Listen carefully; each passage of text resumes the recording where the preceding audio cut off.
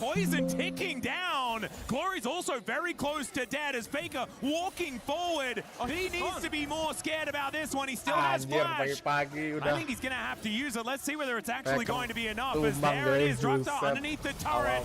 Going to get pushed back, does dive away. Gam, I think they're still going to be moving forward here. As Faker moving back in with about 50 health. I'm getting anxious as both of these mid laners are so close to death. Draktar going to front clip out of this river as Carrier moving over here. Pagi loh ini. Trying to create some normalcy here in this game. So Gam, 2,300 gold in the lead at almost 5 minutes into this game. As that is the Bone Skewer onto Ona, gets the smallest little Vault Breaker to get out of the way of the stun. And he will be okay for the moment. Man, T1 just need to slow this game down, and they need to slow it down now. Gamma just not giving them a chance to. This T1. Walaupun lawanmu adalah Gam yang we get to see this earlier play from Glory, just hitting everything he needs there. The just catching him in the flash in to get the last bit of damage in that auto. And just no response at all. Look at that. Just ice cold. Laser focused. Oh, damn. Okay, well, Gamma here to play in this early game. We'll just have to see whether it's enough, as even Jankos is losing his mind. That's a Jankos reaction I expect. Now they're looking for potential dive onto Doran. Gaia's level 6. Doran hits it, but he's not got Mega, nowhere near. And Neferi's so good at dives, with the fact you can drop the tower aggro. If Doran doesn't sense this, he might be in big trouble. All right, well, Draktar is going to go in, and Doran, no flash up and available, and Kiaya is tumbling after him. That is going to be the hop on the minion wave to get himself out of there. The problem is, he's out, but he's also losing all of the farm that was left underneath the turret. He's going to lose the next wave as well. And T1, they're going to try and answer with a Drake. I just don't know whether dragons are going to be all that relevant here in this game with how much Gamma pushing this lead. Yeah, it's such a rough spot, and the trade doesn't feel great. It's going to be over 1,000 gold lead in favor. Okay, and now they're looking to challenge, though, not giving them any space. Yeah, that's going to be the Drake going down. As Ona down to about 50%, gets back into his jungle, but Draktar is going to be right there behind him. See whether he can actually claim this Gromp, as Faker gets himself that command protect to deal with this extra burn damage coming on through from this poison.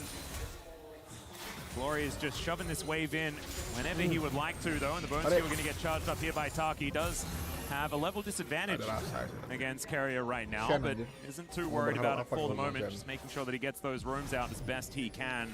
And Artemis just dealing with Pays towards the bottom side.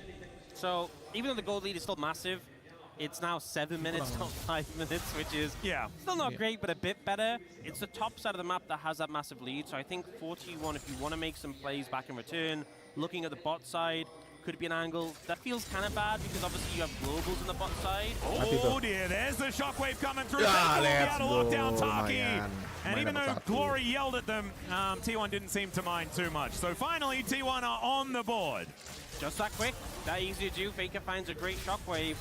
Although in the 1v1 without that tool, it just means he's in a but he does have friends moving over. Pays gets that weave as well. And the taunt there's the flipback, and Faker grabs another one. Draktar now going to have to get out of there because T1, they've got the gang together and they're looking way better now. Big thing there, didn't include the top and jungle where the biggest deficits are, and just using that those proactive tools from T1 to make those plays. Taki just trying to play with so much confidence, not respecting the shockwave, and now seeing a return to live. Yeah, Carrier moving over here one more time. There's a taunt flash to come on through. Season Assist comes down, and Draktar finally gets up into the sky, but it's not going to keep him alive. And they get the shutdown. It goes to Carrier. We'll see how well he can use that gold. Is now Taki going to try and transition towards his top side, as Kiaya doing his best to kite out Doran. He's running in a weird direction, but he's got his friends making it away over the wall. He's going to get flanked by one, but not by the other. That's a great stun from Taki, but it's just not enough. And now T1, they've completely evened out the game. The gold lead is gone. And I guess it was just a little bit of a show at the circus at the beginning. 2,000 of that gold lead just wiped away by T1 with those proactive plays, really understanding well what they had to do. And the fact they took out Draktar, you were talking earlier about the adaptations that Vi's have to do, how you have to flash onto the Neferi before he can respond. This is an example of Carrier doing that on the Shen. The flash spawn doesn't give a chance for Draktar to react. He's dead before he actually goes into that W, and then here in the chase down, I love how Doran plays this, because he bounces and knocks Gaia towards his turret, and then he just goes in the brush. He knows The only way they can turn this around is if they kill him, so he just buys time for the rest of the team to get there. Taki gets a phenomenal stun that forces Ona's flash, but isn't enough to save his top laner. And T1 back to back to back just get a handful of phenomenal plays to get them back in this game. Look, I wasn't expecting it to be that swift. You know, the comeback here for T1. Again, with maybe, I feel a little bit robbed. Like, if you pay for a whole circus performance, you expect it to be a bit longer. This feels like just a little introductory act. Yeah, it really was just the intro, and then we get the League of Legends afterwards, when a lot of, like, some of the T1 games are just circus the whole way, and then they find a way to win. This was, just a pre-show circus, I guess. Yeah. Which is, I think, what we're going to get as we get back to career a little bit later on. But that's a sneak preview. T1 now just going to be teleporting back towards his bottom side, with Pays making his way back down. Artemis going to be going back home. That means the T1 should be able to grab themselves some plates here as the rocks go on down. And Pays, I feel like he's been having a really good time playing all of these weird picks on the bottom side of the map, doing his best Viper impression here for T1. And I still think that T1 have the best bottom lane in the world. It's just sometimes weird stuff happens in the game. That 2v2 has been very fearsome. Obviously, this combination is not one where you're playing specifically for the 2v2 unless there's a misstep from Taki. But Pays now with the Ludens, so much wave clear available just to free him up or just stop Gam from having any pressure there, and allows Carrier to move around the map and kind of do what he wants. You can see him moving towards top lane. This is the one lane where Gam still have a sizable lead. Doran's still in a bit of a rough spot, so T1 definitely aware of that. Faker got solo killed and now has the most gold in the game, by the way. I don't think that's very fair. As Ona is going to chase down Taki. There's the cease and desist. Going to eat the stun as the Weaver's Wall is there as well. And there is nowhere for this Pyke to go. Just bullied in his own jungle. As now Glory going to have to be really careful, trying to poison this minion wave so that he doesn't lose too many plates. But one of them is still going to go down. Drakthar is going to dive in, looking for an angle towards Faker as he does avoid the taunt quite nicely. Will be able to stop any more of those plates from falling, but the damage had already been done, and T1 moved to a kill lead. Just seeing how T1 are linking up on these plays, so effective here. And you can see initially, it's a Pyke. Pyke, not the easiest target to pin down, but Ona says, we can do this, I can make this happen. Carrier's trying to get in range, but it's this Weaver's Wall from Pays that even bumps him back to just guarantee that he goes down. Now, Gamma's starting up the Dragon, but T1 are here to respond, and they're collapsing in. Taki might just be dead again. Oh, able to dash away. As Drakthar is in a lot of trouble. That untargetability now on cooldown. And where did the Pyke go? I have no idea. Wait, where did the Nefiri go? He's also trying to do battle with this Dragon and is taken out. T1 finding another great team fight. Pays is going to get taken down, though, and Glory sinking those fangs in. And that is going to be Ona taken down. Gam able to fight it back here around the Dragon. And Doran hanging out towards his top side, happy to have a little bit of time to himself. This is a situation where we see when the top lane, when Kaya joins in on the play, the difference he can make this Vayne. I also think T1, they put a lot of resources into Taki, into Drakthar, didn't have answers for the DPS of the Cassiopeia and the Vayne. This was a bit unfortunate for Drakthar. He's trying to stick around for the Dragon, ends up going in, gets bombed, and then Ona punches through the Dragon to kill him. But in the meantime, no mana on Faker here, and no real response, no CC available left for Glory and Kaya. They just charge down Ona, and it's a reminder that even though we saw those great set plays from T1, you cannot disrespect the carry potential of these solo lanes of Gam. Yeah, exactly. And if they don't manage to get that initial salvo onto at least the Cassiopeia or the Vayne, then the DPS discrepancy between these two teams is kind of astronomical. Oh, yeah. So once those cooldowns are down, I think the smart money is on Gam in these later team fights. And we're seeing there that they do make that one work. Cease and desist comes down, though, as there is the flash. Miasma not really going to be helping out, though, as he sidesteps, and the flash away from Ona is going to keep this fight alive. All right, from the death chamber to immediately killing someone. That was a delicate play, if I'm being honest, but pixel-perfect precision from Ona there to dodge away from the ultimate allows him to get the kill and get out. So good moves there from T1 once again. Now we're seeing Carrier trying to make a move up here for Kiaya. Yeah, Kadem on cooldown for now as the final hour is going to get popped as Carrier decides not to invest the flash. And does manage to get that dodge field down. Still actually dancing around this battle quite nicely as the silver ults really frustrating. That will be able to get a lot back. That was a game of chicken right there because Carrier knew that Kiaya had flash and didn't want to commit his, wanted to bait it out, and Kiaya was like, no, we'll just hold it there. That sidestep there from Ona was just flawless. Beautifully played. So T1 with the kill advantage, 1.4k in the lead as well. And this is a composition that will age a little bit better than what the GAM comp does have. Pyke is one of these champions that feels notoriously awkward moving later on into the game. I feel like the T1 composition generally easier to play. You have like a more robust front line. I will say their comp is, as you were saying before, all burst. And dealing with the Cassiopeia Vayne scaling may be a problem as this game goes on. That's a good point. There's not a lot of tankiness, but there is a heck of a lot of consistent DPS. So maybe that'll work out here as GAM. We're going to push Owner away. They will be able to do so once again. Glory may not be so lucky as... Oh, the shockwave flat from Pays to collect the Cassiopeia. That was cute. You know, I've seen so many champions. I've seen a Trundle do that as most a ball famously. Delivery system, but Talia is new. Yeah, that's a cool one. But anything works if you've got a flash. And that is going to be that chase down. As now GAM trying to make that cross-map play towards Shelly. They should be able to grab her. Yeah, I think the response from T1's correct. Put pressure mid-tower. Don't fight it when you don't have your mid laner there. Give it the Herald and get mid-tier 1 and some pressure bot 2. I think T1 pretty happy with how that panned out. Yeah, 2 turrets for a Herald feels pretty good. I said mid laner, bot laner. It's just he's on a mage. Nah, I think you probably get away with it. Yeah. No, that's fine. That is something that is just... Make it 3 turrets. Triple tower pickup. I mean, the whole point of taking Herald is to get towers. Yeah, I love Shelly, but I don't know whether she's worth that much. No, I don't. Honestly, if GAM managed to get 3 towers with Herald...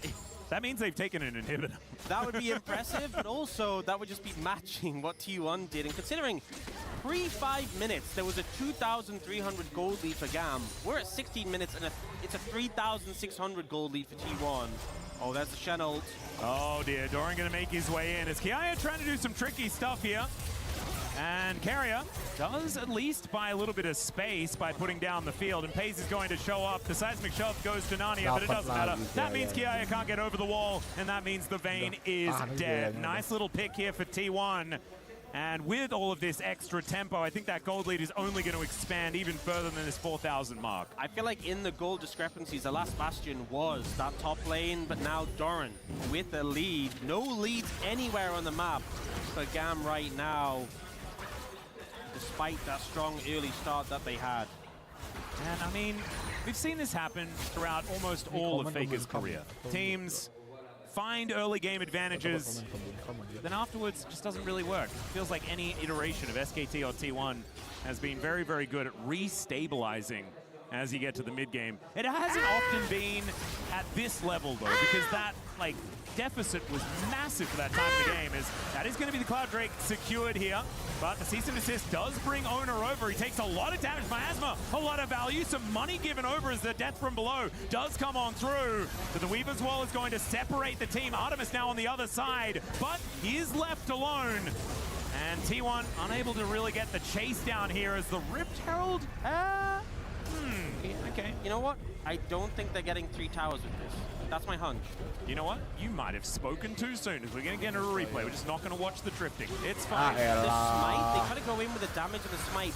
Just a little miscalculation. It goes to 1 HP. Nah, udah bisa komen kalian kan. This punish on the Owner, and then kite away with the miasma. Pretty beautifully done by GAM, and we're back to life. How many towers? 0. 0 towers with the Herald. Hey, she's still alive. Okay, look at her go. Oh, kemana? There's one turret that's there. You know, it's got to... Carrier, no, Carrier. Jump Carrier. Oh?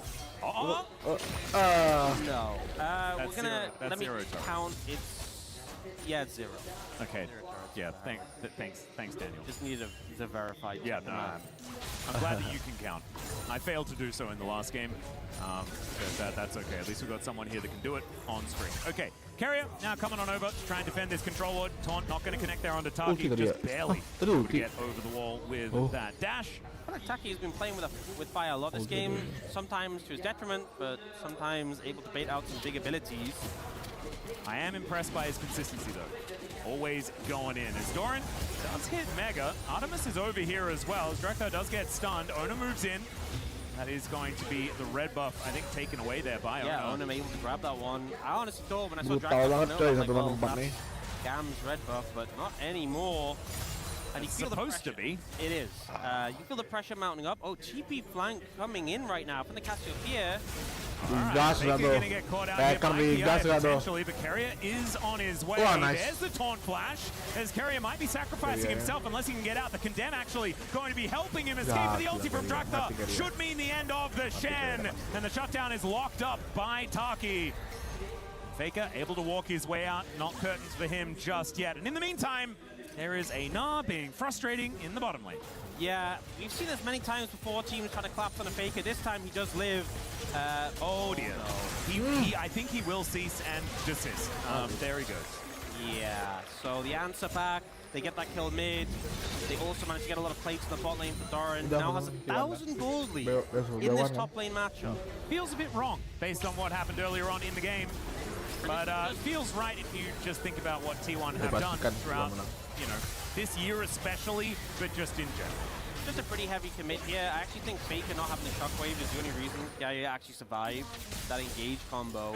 Now they're looking for him again. Yeah, they're going to yell at him. Doesn't manage to get the stun, but Faker is still going the wrong direction. The Twin Fangs are coming on down. The flash over the taunt is beautiful, and the shutdown comes in for the Cassiopeia. Now, the Bone Skewer is going to land, and Carrier is in a lot of trouble. The Weaver's Wall is going to come on through, and he does manage to get over where it was getting set up. Nice flick back from Hayes as well, but Ona going in might be a little dangerous. As Gam still have a lot of damage represented over here. The problem is, that means that Doran is in the bottom lane, and he's just going to take that turret. Yeah, I feel like the problem is, the Vayne wasn't even involved. Wow.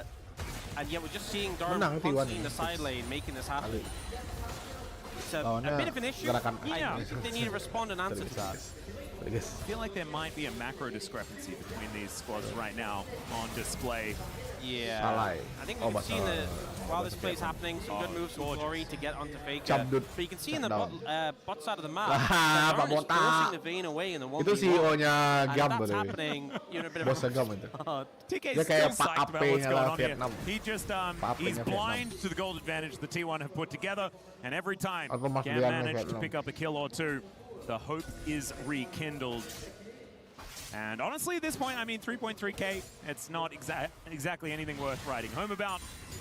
And the next Drake going to be up in 30 seconds time. T1 could grab themselves Soul Point off the back of that one. But Gam could also find themselves a team fight. We'll see whether they can as we have a look at this very topsy-turvy gold graph. As Gam off to a great start, that has since tipped over, as we can see here. Looks like a slide. Yeah, yaaa might also need to slide away from what's going on here. Season Resist comes down, Shockwave is going to be in there, and yeah, there wasn't a Vayne. So, will they be able to make a response from this? They are looking towards the Baron, but I don't think they have the numbers there. And again, this is a super squishy composition. If you start that Baron, you're going to get massacred. Yeah. Not much of an opportunity to do that one unscathed, and Ona is just going to come on over here and take this dragon. We'll do the third here for T1, setting themselves up for that soul in 5 minutes' time. And he's going to help out there with the threaded volley, and down it will go. And we'll be able to lock that one up. So gold leads abound here for T1. And I just want to go back, to that time where Gam were in such a great position at the very beginning. And those are good times. They were good times. Things were looking competitive, and it's starting to slip away here with the Vietnamese representatives. Still, it's a decent little route as Bone Skewer is going to come on down. Carrier not actually going to get enough help here from Hayes, and Death from below is going to come in. The resets are coming down here as well. Let's see whether Taki can get another one. For the answer, looking like a no as Ona ball breaking forward. Another deadly flourish is going to land, but Faker not in any threat at this point.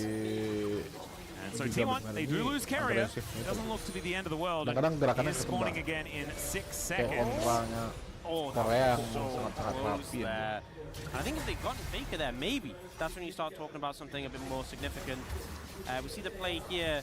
It was that deadly flourish when he's against the wall and doesn't get out of the way of it in time. The follow-up from the Pike is there, and then here you can see Paige starts to move a little bit to try and cover from the Jinnle, but the Pike execute is there. Yeah, really nicely done. So a bit of extra money there as well from the ulti out of the Pike. Taki still making moves, making things happen. 3-3 and 2 right now on this Pike. As T1, I mean, it is 24 minutes into the game and they haven't started a Baron yet. This is not the T1 I know. But they are hovering around the area. Problem is, if T1 started, that's exactly what GAM want. And that might be their only way into this game, honestly. And so maybe T1 need to ignore the voices telling them to just do Baron. I will say it is the territorial Baron. In terms of the 3 Baron types, this is not the most dangerous one, which is the Hunting Baron. Ah, yes, true. Which is, it's been talked of the town recently. Don't mess with the Hunting Baron. So this one you can mess with. It can't hunt you very far, though, because it is relatively stationary. It is pretty stationary. But remember, this is what I'm looking for from League Classic. You know when you could like pull Baron with Blitzcrank? Yeah, Baron with the tiniest health bar of all time. Oh man, I missed it so much. It was so cute watching the show match. That was peak. Oh, brilliant. And also, did you hear like all the new champions that are being added? So Akali and Mordekaiser into the game. Oh my god, I'm so excited. Okay, that's a little bit of a side though, because we do have there's a lot of game people going. who've expressed like some sort of just deep-rooted love for Mordekaiser. I know, and not all of them are Brazilian. Yeah. Which is interesting to me. I thought I was the only one. Okay, Pace in a little bit of trouble here as Taki bounces forward. There's the shutdown, but he might be taken out as well. And there it is, a 1-for-1 trade. Pays for Taki. Glory yells at Nonton. The ulti comes through. The shockwave comes down, but it's flashed by Drakthar. And now, bunch of these buttons on cooldown. Maybe it is time for GAM to find an angle. They are not going to be fighting the Baron. They are just going to pull themselves back. That is a play where I think Makasih Cahya. Welcome Cahya. In trouble maybe. Yeah, Doran is going to move on over here. So I think that was a play that kind of shows you kind of disrespect GAM. There is that pick potential as they managed to get Pace in a big shutdown. But some pretty chaotic follow-up to this one. This play initially was good, but Taki ends up getting chunked so heavily before he gets that initial kill. And then I was kind of panicking when Drakthar ulted here, and I'm like, oh, the flash out was pretty good to save him from that situation. And they also get Faker's flash. So Faker's flash being down, definitely something you can punish. He doesn't have a Seeker's Arm Guard yet. Maybe that's an avenue when we look towards this next Dragon fight. If you just kill Faker off the bat, T1's composition, they are ahead. They have a lot of damage because of that, but they don't have the most DPS. If you kill their mid laner, maybe that's an avenue into the game. Yeah, and I mean, DPS is exactly what GAM have in spades. The problem is the durability is not quite there. Doesn't it feel crazy to say that this composition is DPS when it has Jhin on it? Doesn't that just hit a little bit? It does, but I just ignore the Jhin. And then I notice that, like, you know, there's even a Pike in the bottom lane, but Vayne Cassiopeia are enough by themselves. But they're also then augmented by everyone doing damage, even Jhin a little bit. At least it's the Jhin, but it's not the Storm Razor as well as the Ghost Blade and the Rapid Fire. He's got the LDR. He has gone third item LDR. It's not my personal favorite, but it's fine. And I will be getting a lot of work done. Probably going towards the Infinity as item number 4. I would hope so. And the Jhin will be doing a lot of damage there. Also has Swifties, who really like that. Being able to get into position quite comfortably. And is right now just picking up some waves here in the mid lane as GAM. They're on the Baron. They're trying to pull them away from the Dragon. Obviously, would be sold for T1 if they can get it, but they're trying to force him to contest them here at the Baron. And again, this territorial Baron not doing a ton of damage. The abilities are quite telegraphed, so... Oh, Kiai is making his way over. There's the teleport in from Doran. And this should Stop be going down. That is going to be secured by Drakthar. They might give him up for the Ghost. So they've taken the Baron off the rip. That is gigantic. Kiai trying to keep himself alive, but the damage is being done, and T1 no one takes out Baron. What a swift punish there. And I think T1 happy to slowly approach Shockwave flashed away from. They don't rush into it. They know that GAM had the members there, but the cleanup afterwards means they get soul, they get a ton of gold, and Baron buff this year is weaker than ever before. I mean, look at that Baron power play. Minus 2,200 already. Yeah. I think we're putting this in the not worth column. I'm going to throw it there as well. There is also going to be a soul picked up at the same time as they lose an inhibitor turret and an inhibitor. And yeah, losing a fight after a Baron is absolutely devastating, because then not only do you lose the Barons, but you also then lose your entire base. It is very problematic, and they won't have very many of them to try and pull back in this game. The only positive is that at least T1 can't get it. Yeah, that's something. They now have Cloud Soul though. Yeah, and that extra mobility, honestly pretty hard to deal with. Especially, you know, if you throw the miasma down, that extra movement speed is just going to get you out of it quicker. That passive movement speed that is available with that. Not to mention, like, Carrier with Cloud Soul. Like, Shen with Cloud Soul is kind of crazy, because you just book it immediately after joining a fight. Yeah. All right, well, T1 now just going to be looking for this one to flash forward. And the Stands United has come in, but it is not going to stop Taki from taking out this Nah. That is a little bit taken out of the wind, a little bit of wind taken out of the sails, sorry, of T1 here as they go for their push on the bottom side of the map. And they'll just disrupt them, slow down the pace of the game a bit, but wait, first GAM turret. There it is. Some bounty gold. Oh, Pays is coming. Oh, with the channel. Yeah, okay, there's the delivery. I thought Standard United had actually come in before, but it actually didn't, I guess, because here is Carrier now. That seemed pretty easy, pretty straightforward. Yeah, Season Assist is going to get blocked here, but he does close the distance, finds the Vault Breaker, and Drakthar. Oh, nice. He does get Ona pulled away, but then the flash is going to finish him off, and that's a solo kill, actually, for this Vi. Ona's just so fast. You know, after he ulti gets cancelled, he just runs him down with the Cloud Soul. 2,300 gold ahead in that jungle match. 7-4-4. Ona, after a not ideal start, able to bounce back massively this matchup. He really did. GAM just unable to keep that same level of aggression, or they did, but T1 were able to punish it, and now they are well and truly on the ropes. Second inhibitor is going to fall. Only a couple of plates left on that bottom side. Shockwave is good. Pulled back and destroyed here by T1. Taki now looking for a bit of an angle. I mean, these resets could be possible because these health bars are getting low, and the curtains are being called. Bone Skewer, the flash doesn't quite work, but the fourth bullet will, as it takes down Carrier and pushes away T1. But the base is in shambles. Why is it always the sports? They're the always the ones left in the wreckage. They don't have a lot of money to buy the items that keep them alive, nor do they have any levels at all. They're also just selfish, you know. That is true. That is true. Right, T1 still in a phenomenal position, though. 5.2k gold in the lead. I can see the future. I think this is a dead vein. Oh, really? Okay. Let's see whether that is going to remain the future, and it looks like it's not. So he's that was one change his fate. Yeah, he changed it. Good job. This is a dead vein, actually. Sorry, I guess you did. You saw a different future. Sometimes you just don't know what you see. Yeah, not much outplay potential there, if I'm going to be honest. That was pretty straightforward. But then here, Ona ults and it gets cancelled. But look how fast he's running him down. And the Fury is such a hard target to pin down. But you can just It's like right-clicking is a dash. It's very annoying. As there's the Shockwave after the dash cannon. Faker, really nicely done for that pick onto the Cassiopeia, who did not quite hit the ulti to land any of those stuns. So T1 looking pretty good right here. Hey! That's very cute. Get a kiss cam. You know, we had one of those here at EWC. Hey! All right. Hey! Glory and Artemis catching waves here in this mid lane. We do have a push from the bottom side as well, coming out from Doran. Trying to lock down this last remaining inhibitor turret. Seeker's arm guard now for Pays. Tricky target. They go for Faker. Yeah, they're just looking for the all-in as they do manage to avoid the seismic shove. Doran is just kiting this one out though, and there is the Shockwave once again. Taunt comes through. Glory. It's the three-man ulti from Doran though. And a godlike Vi comes in, piloted by Ona, and they just wipe them out. The ace for T1. That's going to be the end of the game, and after a brilliant start from GAM, T1 just obliterate them. Absolute decimation. The ult from Doran, who's had a pretty quiet game other than being in the side lane. He just grabs 3 members of GAM and presents them to the rest of T1. T1 will take that first Nexus of the tournament.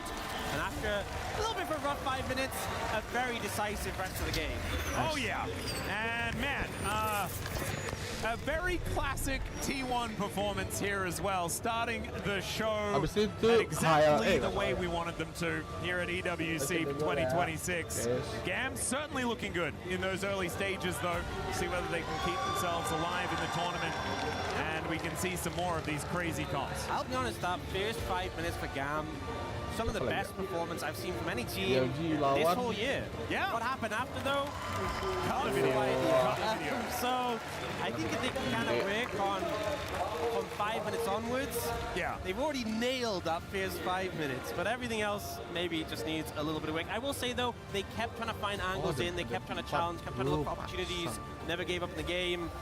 Looking to challenge T1, but T1 just kind of felt a little bit inevitable after they made those big comebacks, and the team play, the coordination, setting up those picks to get that goal lead back in their favor just felt really smooth from T1. And now it is time to throw it on over and hear from the stage. Thank you guys, I'm super glad and honored to welcome yaaa, the prodigy, on stage. Kelia Sunso, Signy Chkaeo. Congratulations for this victory, of course. What I wanted to ask you is that you were facing a Pyke in this game, and we know that it has been your go-to champion for quite a while now. So what are your tips for being a great Pyke? 사실 파이크가 캐리안 선수의 시그니처 픽 중 하나인데 이제 이번 매치에서는 상대방 선수가 이제 타키 선수가 이제 고르게 됐는데 사실 그래서 어떻게 보면은 파이크 전문가로서 좀 팁이 하나 있다면 파이크 팁을 어떤 거를 좀 주실 수 있을까요? 일단 좀 파이크를 잘 알아가지고 상대하기 좀 편했던 것 같고 많은 유저분들이 또 파이크 할 때 팁 같은 거는 그냥 잘 숨어 다니는 거인 것 같습니다. Yeah, it's been very comfortable because I know that champion like so well. So that being said, my advice to the people to play, you know, fight, I think, yeah, just to hide, hide everywhere. Try to not to be seen. I think it's a very good advice indeed. Donc il a affronté un Pyke dans ce match-up et on le sait, c'est un de ses champions du moment. Donc est-ce qu'il a un petit peu un conseil à donner? Bah effectivement, c'est un agent que j'aime, un champion pardon que j'aime beaucoup. Donc effectivement, faut tryhard là-dessus pour être fort. All right, so you enjoyed a very successful start here at EWC. You're coming right off the back. No rest from MSI here to Paris. It wasn't the tournament that you hoped for in South Korea. What were some of the lessons that you learned from some of the other teams that were competing at that Someone will come to my house. 네, 일단 오늘 순조로운 출발에 파리에서 하게 되셨는데 지난주에 바로 MSI 일정을 또 소화하셨잖아요. 그래서 또 MSI에서는 좀 아쉽게도 좋은 성적을 거두지는 못했지만 그래도 MSI에서 이제 상위권 성적을 거둔 팀들을 좀 보면서 배운 게 있다면 좀 어떤 점이 있을까요? 일단 MSI에서 저희가 좀 일찍 탈락했지만 그래도 상위권 팀들이 계속 경기하는 거 보면서 저희가 또 EWC에서 어떻게 하면 잘할지 계속 연구하면서 경기를 계속 받고 결승전까지 그래서 그냥 상위권 팀들이 지금 메타에서 어떻게 잘 게임을 풀어나가는지 잘 보면서 이해하려 했던 것 같습니다. Yeah, definitely we got knocked out early. So that being said, we try to pursue to follow the meta and how we followed the game through the finals. So we just watched through and analyze how the other teams analyze the meta. So yeah, I think that in that way we try to adjust as much as possible. Effectivement, le MSI s'est pas passé comme prévu. On a été éliminé assez vite, donc ça nous a donné l'opportunité d'observer et d'analyser et de s'adapter aussi à la nouvelle méta pour revenir évidemment plus fort pour le WC. Thank you very much for joining us, Keria and Maddox Kamsamneda. And before we get to the next match, stay with us because we're gonna head to the next game in a few. See you there. Okay. Thank you very much. Throws down that true shot barrage. Look at Knight on the flank. Gila enak ya banyak ini.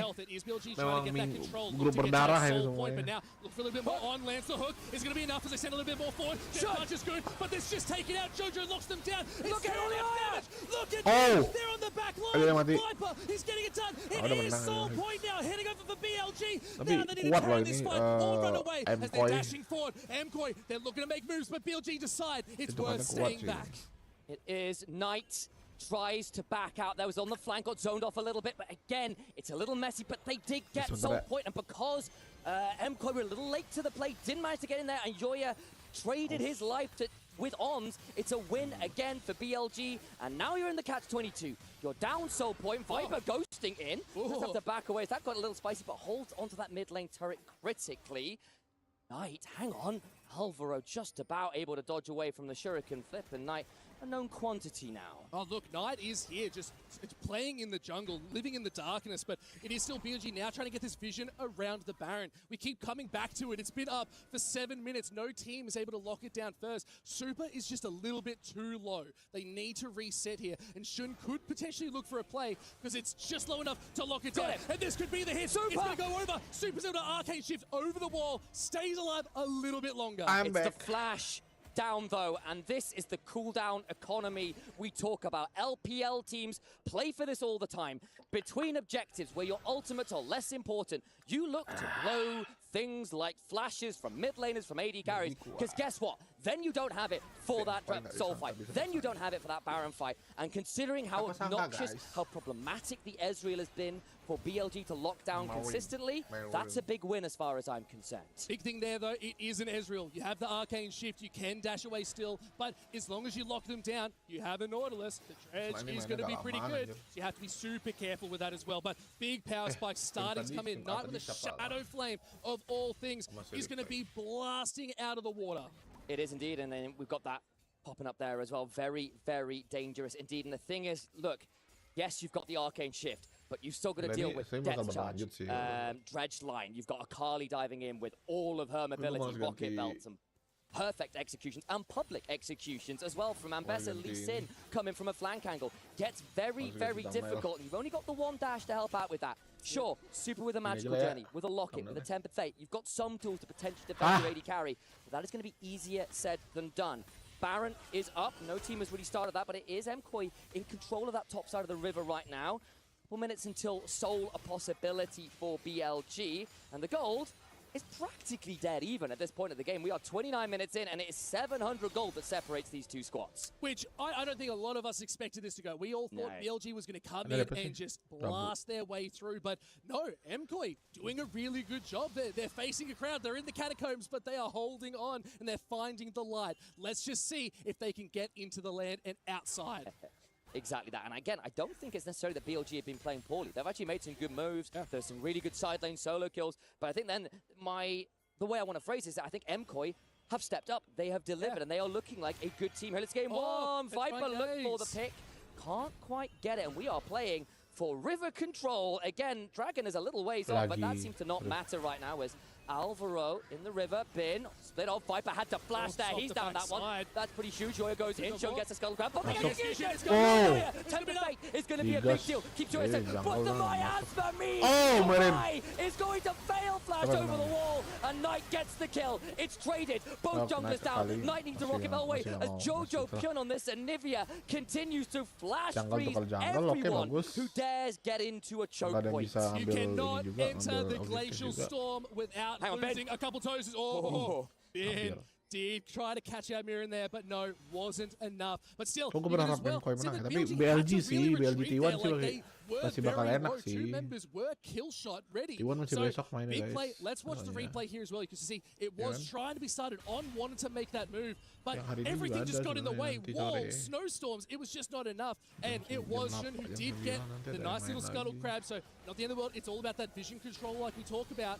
But now it's all about starting these fights and straight into the back line. And that public execution was great. The Tempered Fate bought a lot of time, but again, Alva went flashing for Q, didn't land it. Then Shun gets a little bit caught there, but they do bring down the jungle. If it had been Yoya there was a very real world where they could have turned that into Baron. But Jojo, he picked up so many kills. It's just doing an absolute boatload of damage. Super's now got a fourth item as well. Knight landed a Shuriken flip and couldn't continue the damage, which was very problematic. I think this Ezreal is still going to be a menace here, and it's still going to remain a very contentious game to say the least of it. 100% initialized. It is going to be big as the dragon now spawns. It is sole point for BLG. This is going to be a big fight.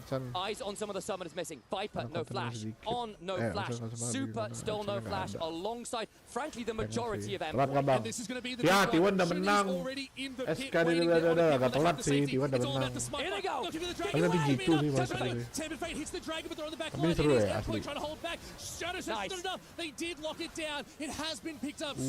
Ocean Soul locked in for sakit BLG. Now they just need banget, to damage recover. sumpah They need to loh. move back and stay Ezreal level. sakit, No, coy. it is Endpoint looking for more. Cease on the back Ew. line. It's good. Alvaro. Oh. Nice. It's on. It's all Ezreal It's sendiri tuh. all that Shiro.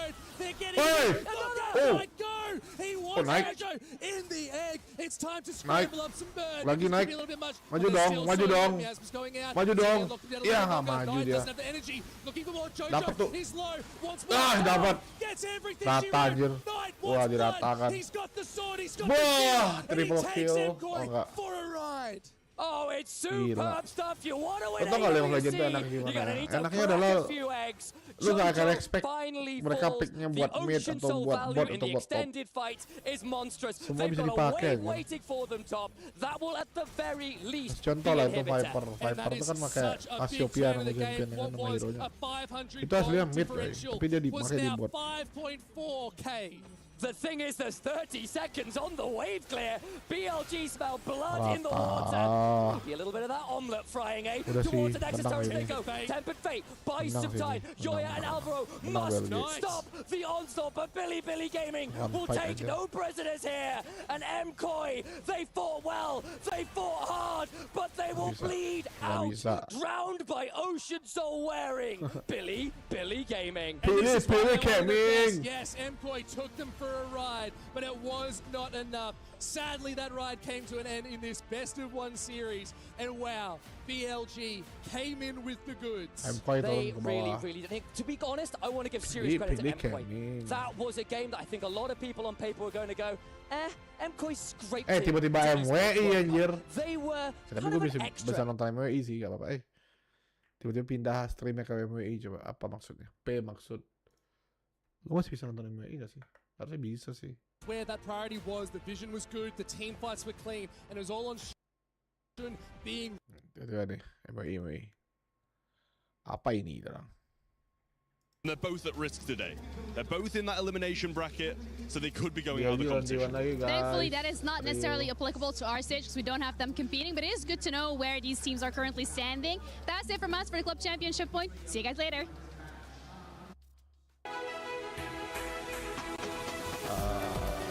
Gue masih bisa nonton MWI loh.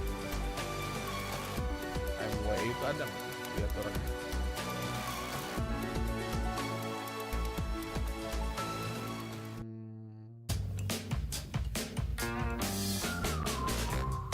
Mana ya?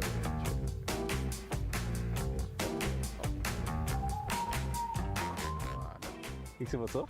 Mid. Mid C.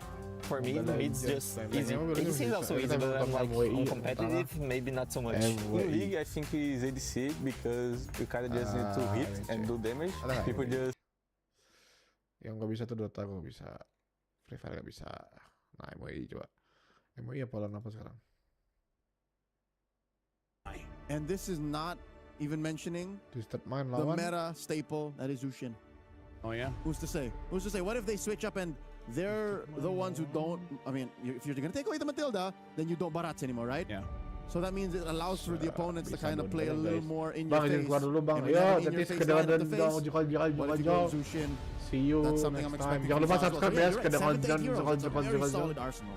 Yeah, we also have to consider, like, Oh, what yeah, if they it's still good force out that Barats they anyway? just- What will be MWI, the other MWI, thing that helps? Because one of the things that Matilda helps out is speed. So I wonder if they will commit to something like a Rafaela, you know, slow down the enemy, make the Barats faster, and hopefully that's enough.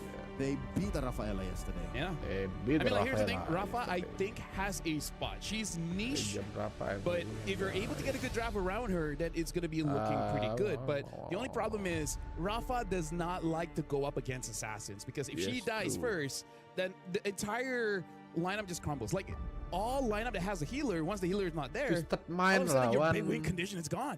A hero that I'm Oh, excited to see, even with GCT. the rampant Vitality lagi main gak? Esmeraldas Gimana is Angela. Angela. Because what if you're able to in red? Let's go Chinchao. Nah. Ya, Red 4, right? You get Esmeralda. Or guys. red 3, you get Esmeralda. And then you go Angela 5? Is that crazy? That's gonna be nasty. That's gonna be super nasty. No one can because stop you. And you have options. You don't always have to go for the junglers. You can go for the EXP or the gold, because right now it really does look like a meta where different parts of the map can carry. Yep. As long as, again, you take care of the Esmeralda. Yeah. If it's banned or you have it on your side, by all means, experiment. I'm gonna double down. Esme and EXP, like it was like and Angela. No. Now that's okay. That's kind of a one-woman army. You are asking for it. That's the equivalent of what Virtus Pro did in Game 2. Exactly. Scaling heroes, that's the double support. At that point, it's like, do we want to go in? It's like, don't ask, just do. I don't know if there's like Give me the movement speed, I'll get there. I'll get there. So now, trust. I will heal you. Trust the shields. Right, even Osprey, man, I only saw him once in the lounge. Haven't been able to talk to him, but he's a mainstay in international MLBB for a long time. Hey, if you're gonna have an ECA Mount Rushmore for MLBB, yes. Let's go Chinchao. Speaking of, now we are jumping into draft here. Dangerous Grass. Looks like Geltic Cyber Team will be the first pick, as well as Tutsamine being on a second. And there you go, Matilda band. You know what? I have to reconsider. All right, because team spirit is a thing. So. That's a tight Mount Rushmore. Hey, we can have more mountains. Just go somewhere else. I don't know. Either way, at least the Marcel has been banned out. This makes sense. Yeah, honestly, being on red, I don't think it's necessary for you to ban a Hirara. So far, I think if you're going up against Kyo, you have to respect it. Yeah, just think about it. Maybe red 3. If you see the bans coming through from the blue side, Coach Nasdo can hold it all the way down. Oh, never mind, red 2. Why not? So right now, this gives the benefit of both coaches, because one series is enough to really understand their power picks and their batting accordingly. Right? This is more. It feels more targeted rather than just, oh, this is strong in the meta, we're taking it away. And that's important in this kind of metagame where you're really just taking away comforts. Especially, it's a big plus. If it's a comfort plus a meta, you don't need to play it safe. I mean, just play it safe. You don't need to take any risks. Just take it away. I don't know if they're going to go so far in comfort that they will try a 1-1 again. Yeah. It was okay-ish, but I really feel like a different pick might have made the game a little bit easier for the team. Yeah, but seeing how the 1-1 was like yesterday, if she really doesn't have the same impact as she did, yeah, Chinchao was able to land some great crossbow attacks, but you're wondering, you're looking at the ultimate, you're seeing how much health is going down, you're wondering, is that really just it? And then when you go down, you die anyways. Yeah, it's like once you're down, it's like, oh, you get popped. A couple of times it was a close call. I thought that they were going to lose because Chinchao was caught out. Yep. So, yeah, definitely teams can time out that cleanse. Opening pick for Geltec. Hirara's taken out. I don't think he'll commit to an assassin yet. Don't do it. Not here. I wonder if Esme is first pickable or the Belleric. I think I'm okay with Esme. Yeah. Honestly, I feel like both should be okay. We haven't seen Belleric so far, but they go for the Esme because what are you going to do? Go dire off? Here we go. I mean, why not? Hero. I mean, it's not elimination. Yeah, we haven't seen it yet. We posed the possibility yesterday, and we haven't seen it yet. I wouldn't do it in red 1 and 2. Yeah. I might do it in red 4. Of course. Not now. I feel like Twisted needs to get that carry because carry is also another hero that can deal with the Esme. Yeah. So please pick the carry so we don't have to see dire off. Yeah. Yeah. Here's the thing now, though. Since Twisted Minds, you only got to see them with the Matilda and Barretts. We don't know how they're going to be like in other compositions. We don't know how they're going to be like playing a different playstyle. We've only seen them play one specific thing, and they made it work. I think now, Geltec seeing the carry, it's okay to just pick up the boxer at this point. Belleric. And then take a page out of another team's book that ran it yesterday. I think it was Galaxy Phoenix, paired up with the Guinevere. Yeah. Or, you know, Eve is still open. Oh, yeah, Eve against carry. Yeah. So you can go Eve. Belleric. Eve Belleric, Eve Guinevere. Oh, they go for the gourd. Range is range. Yeah. And the Belleric. So far, pretty good opener coming in from Galtech Cyber Team, but this is what Twisted Mind has said. If you pick up a gourd, we will pick up a Kagura. It looks like they're going for the Lilia here just to be able to deal with the Belleric as well as the Esme. Really smart drafting coming in from Coach Nasdaq as well as Osprey. Not to mention, I think Black Shoes is a neutralizer to the Gush. Yeah. Because you could sit in front of it for like 3 seconds and never mind. Yeah, you're essentially like I remember from what we saw yesterday is that Gush, Black Shoes, and then the divers on the other team. In this case, is the Esmeralda. She's waiting. She's like, once you see the Black Shoes is gone, then you go in. But you're dependent on waiting for the Gush, meaning that there's time for Twisted Minds to react to it. It's more like a I know you know. Yeah. So what do we do? Yeah, exactly. I like that right now for Twisted Mind, they really have a diversity of damage output, right? They have Shred, they have very good early game damage with the Lilia, as well as having the Baxia, you know, like T1, BLG, and like he can still dish it out in the first 3 minutes of the game, and can really help you get a kill onto this Belleric, which I feel like is gonna be part of the idea that Twisted Mind wants to do. Take care of the front lines. Aren't you guys worried though that Twisted Minds might not have enough reach facing into a Belleric and an Esmeralda? It seems like they're a little bit more mid-rangey. That seeing how, of course, the amount of area that gets covered by the Wrath of Dryad, and then you have the Falling Star Moon, and you have what Gord has, it does answer, and they do have the damage profile, but it might just be at the cost of them risking losing everything. Also, the risk of the lack of re-engage. Yeah. Kind of all-in-y. Yeah, because look, Black Shoes most likely pulls you back. Baksha's Unite only pulls you in. If you put a flicker on the carry, then sure, there's one, because you can dash in and the flicker back, but likely, looking at what Geltech's doing and knowing them as a Davai team, they want more crowd control. So I'm looking at Daisy, she might purify. Yeah. Which comes to the question, what will be the roamer here? Because I feel like if you want to go in and out, you need some kind of healer. Yeah. I don't think you need to go for that, but if that's the case, I'm looking like, you know, Rafa will actually in Angela is not going to be great. Florin is going to be okay. Just Florin, Rafa. Estes is not bad because Estes gives you armor as well as magic resist, which helps with Baxia's passive, minimizing the damage, but I don't think you need to go that far. Yeah, because again, it adds more answers to some problems that they have, but it adds even more problems, and then their mid-range stack gets all clumped up together just to play around the Estes. So it's like they're playing off of like, what are we willing to lose to make this work?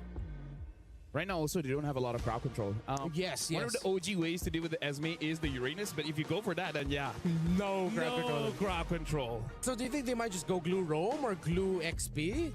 I feel like at glue Uranus. What are the other counters? I guess technically Hanabi, but I'm still not too hot on Hanabi. She's alright. Glue, she's alright. Potential flex pick, we're not really sure where it goes. I wonder if they want to play what you call this. Di ko boleh Nonton soalnya.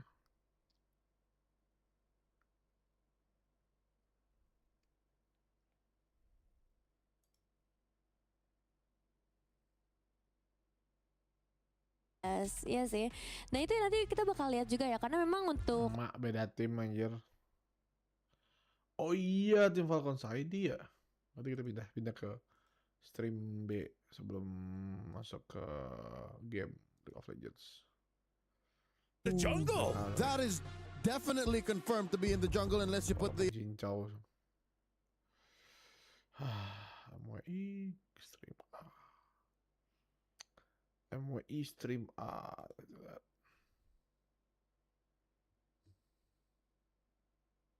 Back down to the fundamentals once again, and as we take a look into the drafting phase so far, we are seeing quite an array of bans. We do see the meta bans come to play, the Marcel that really hasn't seen the light of day come MWI, especially here on stream A. Phoveus and Guinevere respect bans, I believe, especially for the Guinevere. They are trying to eliminate that because it was one of the win conditions coming in from Aurora. Hirara, Matilda, and the Atlas. to boot. And it just makes the Zushin stocks go up just a little bit, right? Don't have to worry about the Marcel, especially the Atlas. Like, there is an angle for Zushin here if they wanted to, but they can easily start pivoting into other areas, right? That's where I want to see where Team Falcon's mind is at. Are they looking to play for the overall composition, or are they looking for just star players to win this entire game single-handedly? And sometimes when we look at all these teams, they usually go back to that. They usually go back to the star players. They usually go back to the comfort picks. But it does look like the Yiv is going to be prioritized here instead of that Jushin. Sorry guys, League of Legends prioritas. They've lost Tabe this year. And I think the biggest change up for me is the fact that they don't have that direction, that insane drafting that we saw last year that we were talking about non-stop at the Esports World Cup. That is something that has been, I feel like, a point of conversation in general. It's like Tabe made sure Melawan to D plus Kia. and then he pieced out. And then there's just so many question marks, right? Like, why do you keep... He brought the team together, kept it together, but now he's no longer there to facilitate that craziness, right? I mean, Tabe changes like the wind. No, because he comes on board. He has these little projects, and he just disappears. He did the same thing with BLG. He's like, okay. Give me a harder roster. That's right. That's too easy. And then he went and called Vampire. I get it. I mean, I completely get it. But we're not here to talk about Tabe. Obviously, AGAL versus DK is only going to be a best of one. Which, for a lot of people at home, is a shame, but it is just going to be showing you who is worthy enough to move on. I mean, today is just going to be quick sticks, right? Like, our first day, we're already going to have someone eliminated. We need to find out who the best is as we're about to go into draft and see what this best of one has to offer in the same MSI patch. The best part here is that one of those teams is going to face whoever's lost on that bracket as well. And this is kind of like the two giants already of the group. So good luck whoever's in the lower bracket, who's going to be facing AGL or D plus Kia. It's going to be a pretty tough one. Yeah, it will be the loser of G2 and Furia, as well as a quick reminder for you in this Group A. The winner will go on and verse the winner of that matchup. So, I mean, again, we could have a G2 or Furia versing one of these guys. It's a really hard group. I think it's one of the hardest groups because... I feel like the MKOI group is pretty tough as well. Yeah, that's also pretty tough. They've got T1 and BLG. Yeah, and... GAM. Yeah. Who almost beat T1. Their early game wasn't bad. And remember that lower bracket as well? That's a best of 3.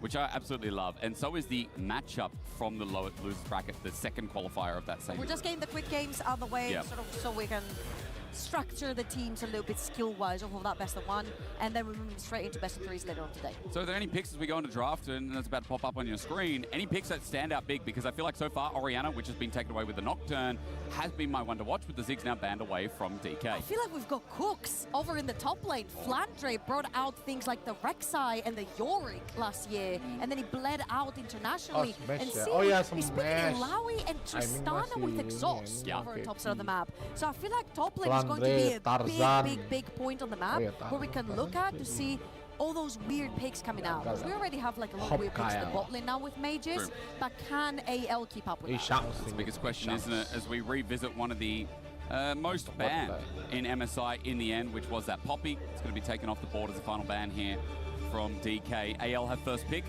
Even being on the red side here, they chose first pick. That Casio today, I mean, that is from what I've seen, trouble every single game so far. Casio has just been that solid mid laner that, again, we continue from MSI. I feel like there's two picks. Currently, the mid lane, Cassiopeia is pretty much the queen of mid, because the counter picks is just not that strong for her. And Anivia top lane. Anivia top lane is pretty free for a lot of those. It's a great flex as well, right? Exactly. One is flex into 3 roles, not even just 2. And 2, I don't think there's any counter picks to Anivia top lane, at least. Well, these two might have found something, because they are chefs, as we mentioned. Jace. Go deep into it. I mean, the Jace might be a future side pick as well. Also technically a flex, but for now we're going to see this. But it's also is Shiwu as well, right? This pick constantly taken away from him. They say don't give Shiwu Jace. Well, it's been given over by AGL in this best of 1. However, Flandre is one of the best Yoriks in the world. And we do know that Yorick Flandre jago Yorick. That's why I fear that DK might have an ace up their sleeve in terms of flexing that. Kita juga nggak nonton HLE. So we'll see. Well, mid is not going to be the case because Showmaker has locked in his Syndra, but it could potentially be something like a jungle. If not, I'm pretty positive that a Yorick could come out right here for Flandre. I do also think, just on the note of the Syndra before we move on, into the Cassiopeia, it has been one of the most popular options. You have the range. Also, jungle pairings right now, these bruises work so nicely when you have this AP heavy mid. Vi is going to be taken away as a potential one of them to partner with it from Tarzan, at least the hover for now, but with the Cassiopeia, this feels likely, do have a lot of range on the side of DK, so Vi does amazingly well at closing down that range with her ultimate, but also unit follow-up. I really like the Ezreal coming through from Hope, one of the best Ezreals in the LPL currently. So locking that in, making sure that you can follow up artillery-wise on top of the Vi ult, and it's going to be a Camille hover right here, not quite the case. As we'll be flicking through, it is going to be a match in the jungle, however, and Lucid is gonna pick that Shinzao. I mean, it works well. This champion can buy so much time to isolate the Vi when Tarzan dives in. All right, without getting locked in, let's see what the band's follow-up are, because, again, we have no bottom lane here from DK and no top side, which, again, you're assuming, I mean, Shiwu, it's his most played in the regular season.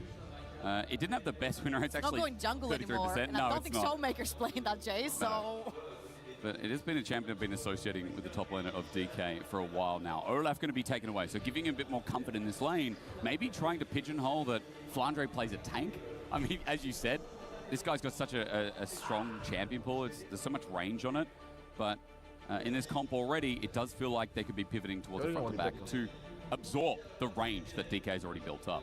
Yeah, so far you can see how DK wants to work with. You've got the extra range from the Syndra and the Jace, and then you've got the Shinzao to pretty much build that shield between your carries and opponents, and it works so well versus Vi as well because it isolates her very well. So I'd love to see right here KL. I think we talked about this earlier on. Leona was one of his best champions, and Flandre's Yorick, very importantly, getting taken out right here, which is an excellent pick into Jace. Yeah, it is indeed.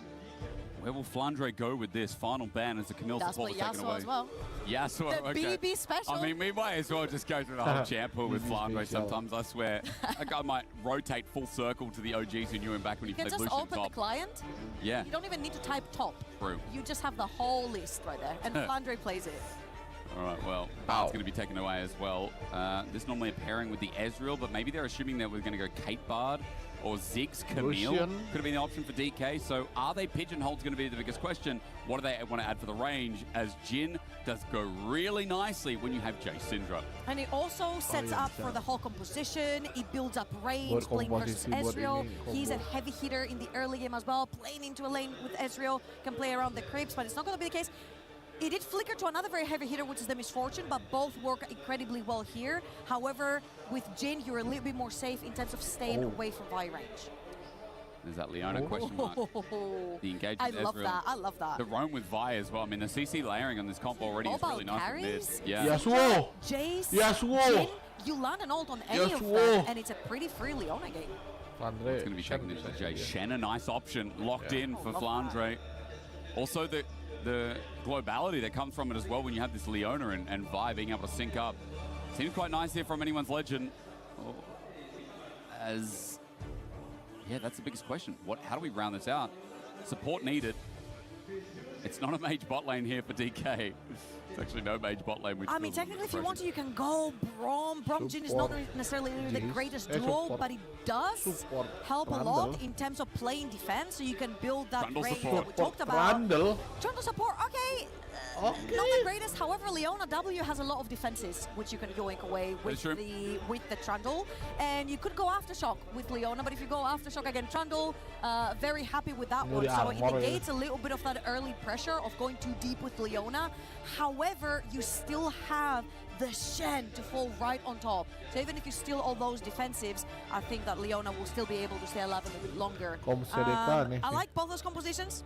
I think for D plus Kira here, they're trying to create space for their carries to stay away as much as possible from AL's carries. However, on the other side, they've got such great gap closers. They really do, and a bit of submarining from the Shen as well makes an easy engage. So I like Trouble that you talked about the space needed.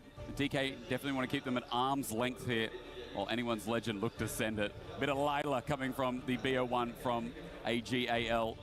As EWC only on day number 1, but our games have been so good so far. You're recalling the GAM best of 1 we just had versus T1. Oh, they went crazy. On the ropes a bit in the first 10-15 minutes.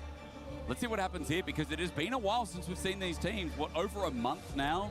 MSI has been a lot of practice time, a lot of learning time for both D plus Kia and AGAL.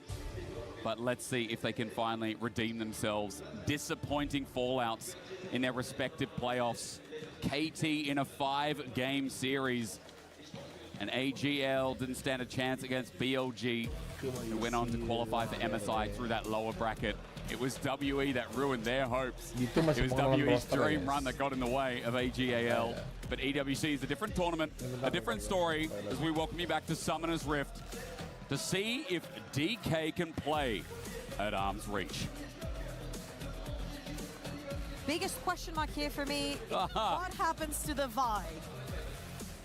I feel like whoever's heard me cast for the longest time, they know I'm a big hater of Vi. B1, I'm just going to defend myself. Hate Vi B1. Vi B1. You're going to have to defend yourself. Because she really ends up being a naked Vi that just dives in on her own and there's just no backup. There is backup here, like a ton of backup. The Leona, the Shen, the Ezreal with artillery, the Cassiopeia, so it's great.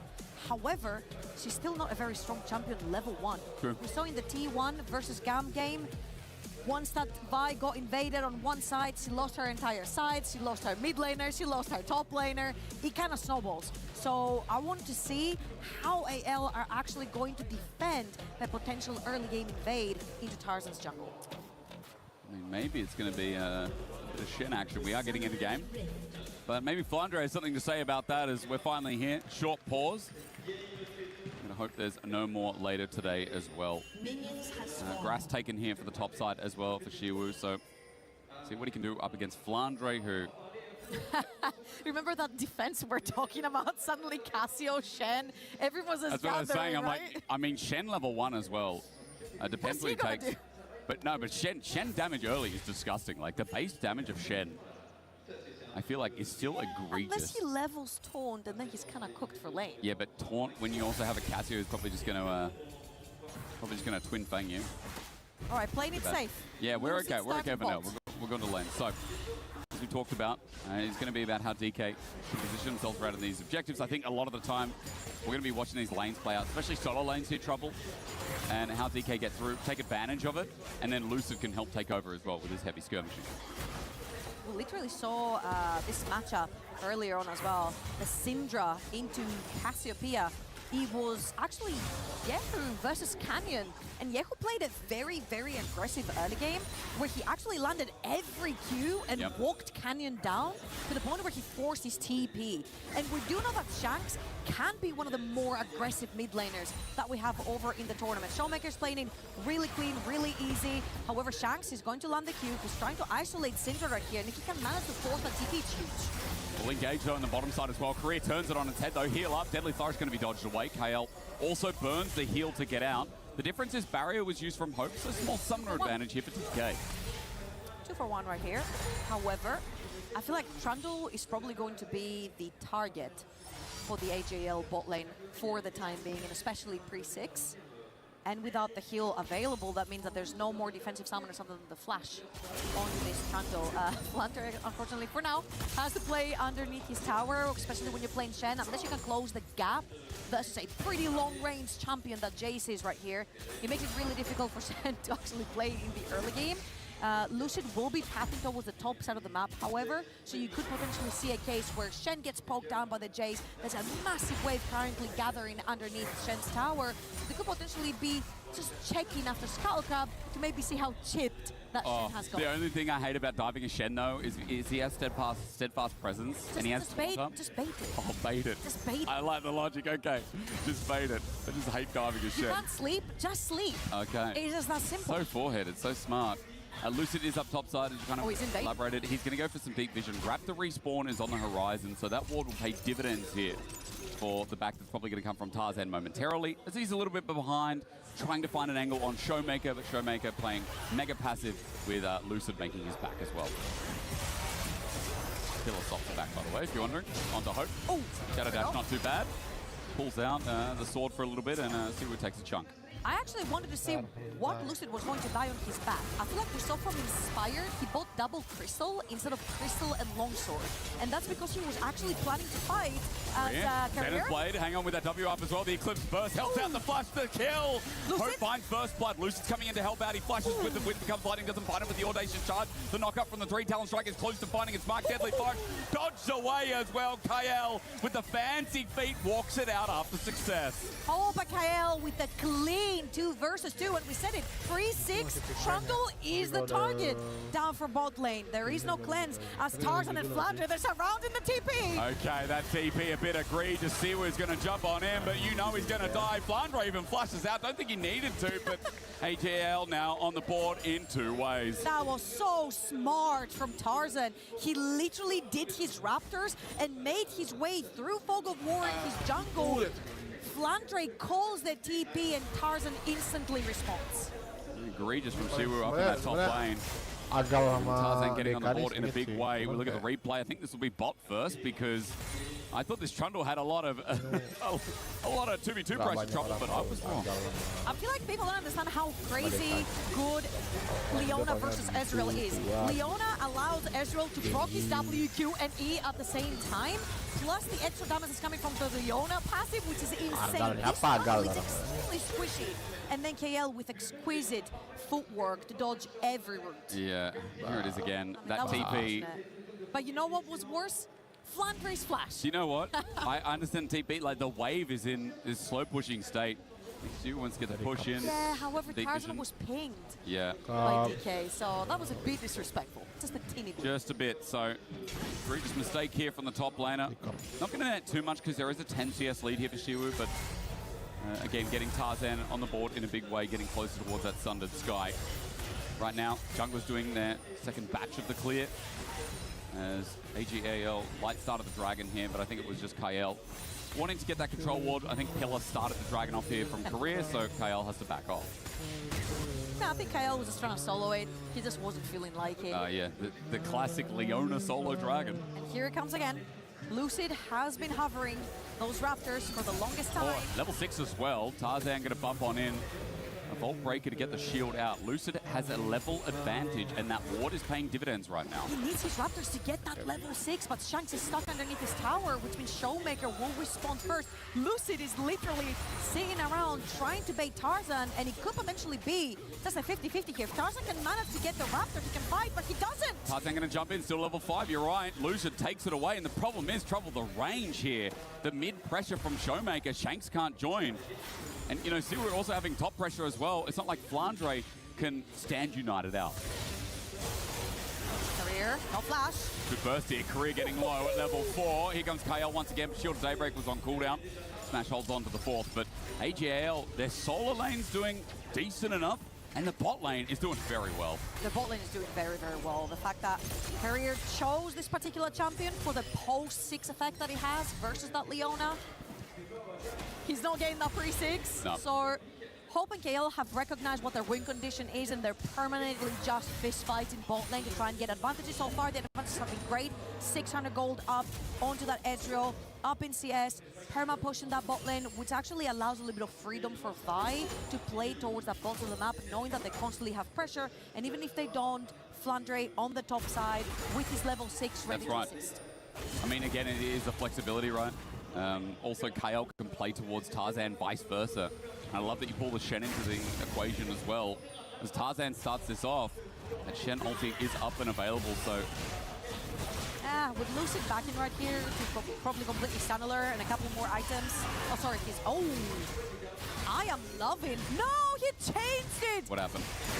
He was going for Titanic Hydra, and he changed it. Now, the reason why I love Titanic Hydra onto Xin Zhao is because you can proc your knock-up super fast, especially versus slippery champions like Cassio and Ezreal.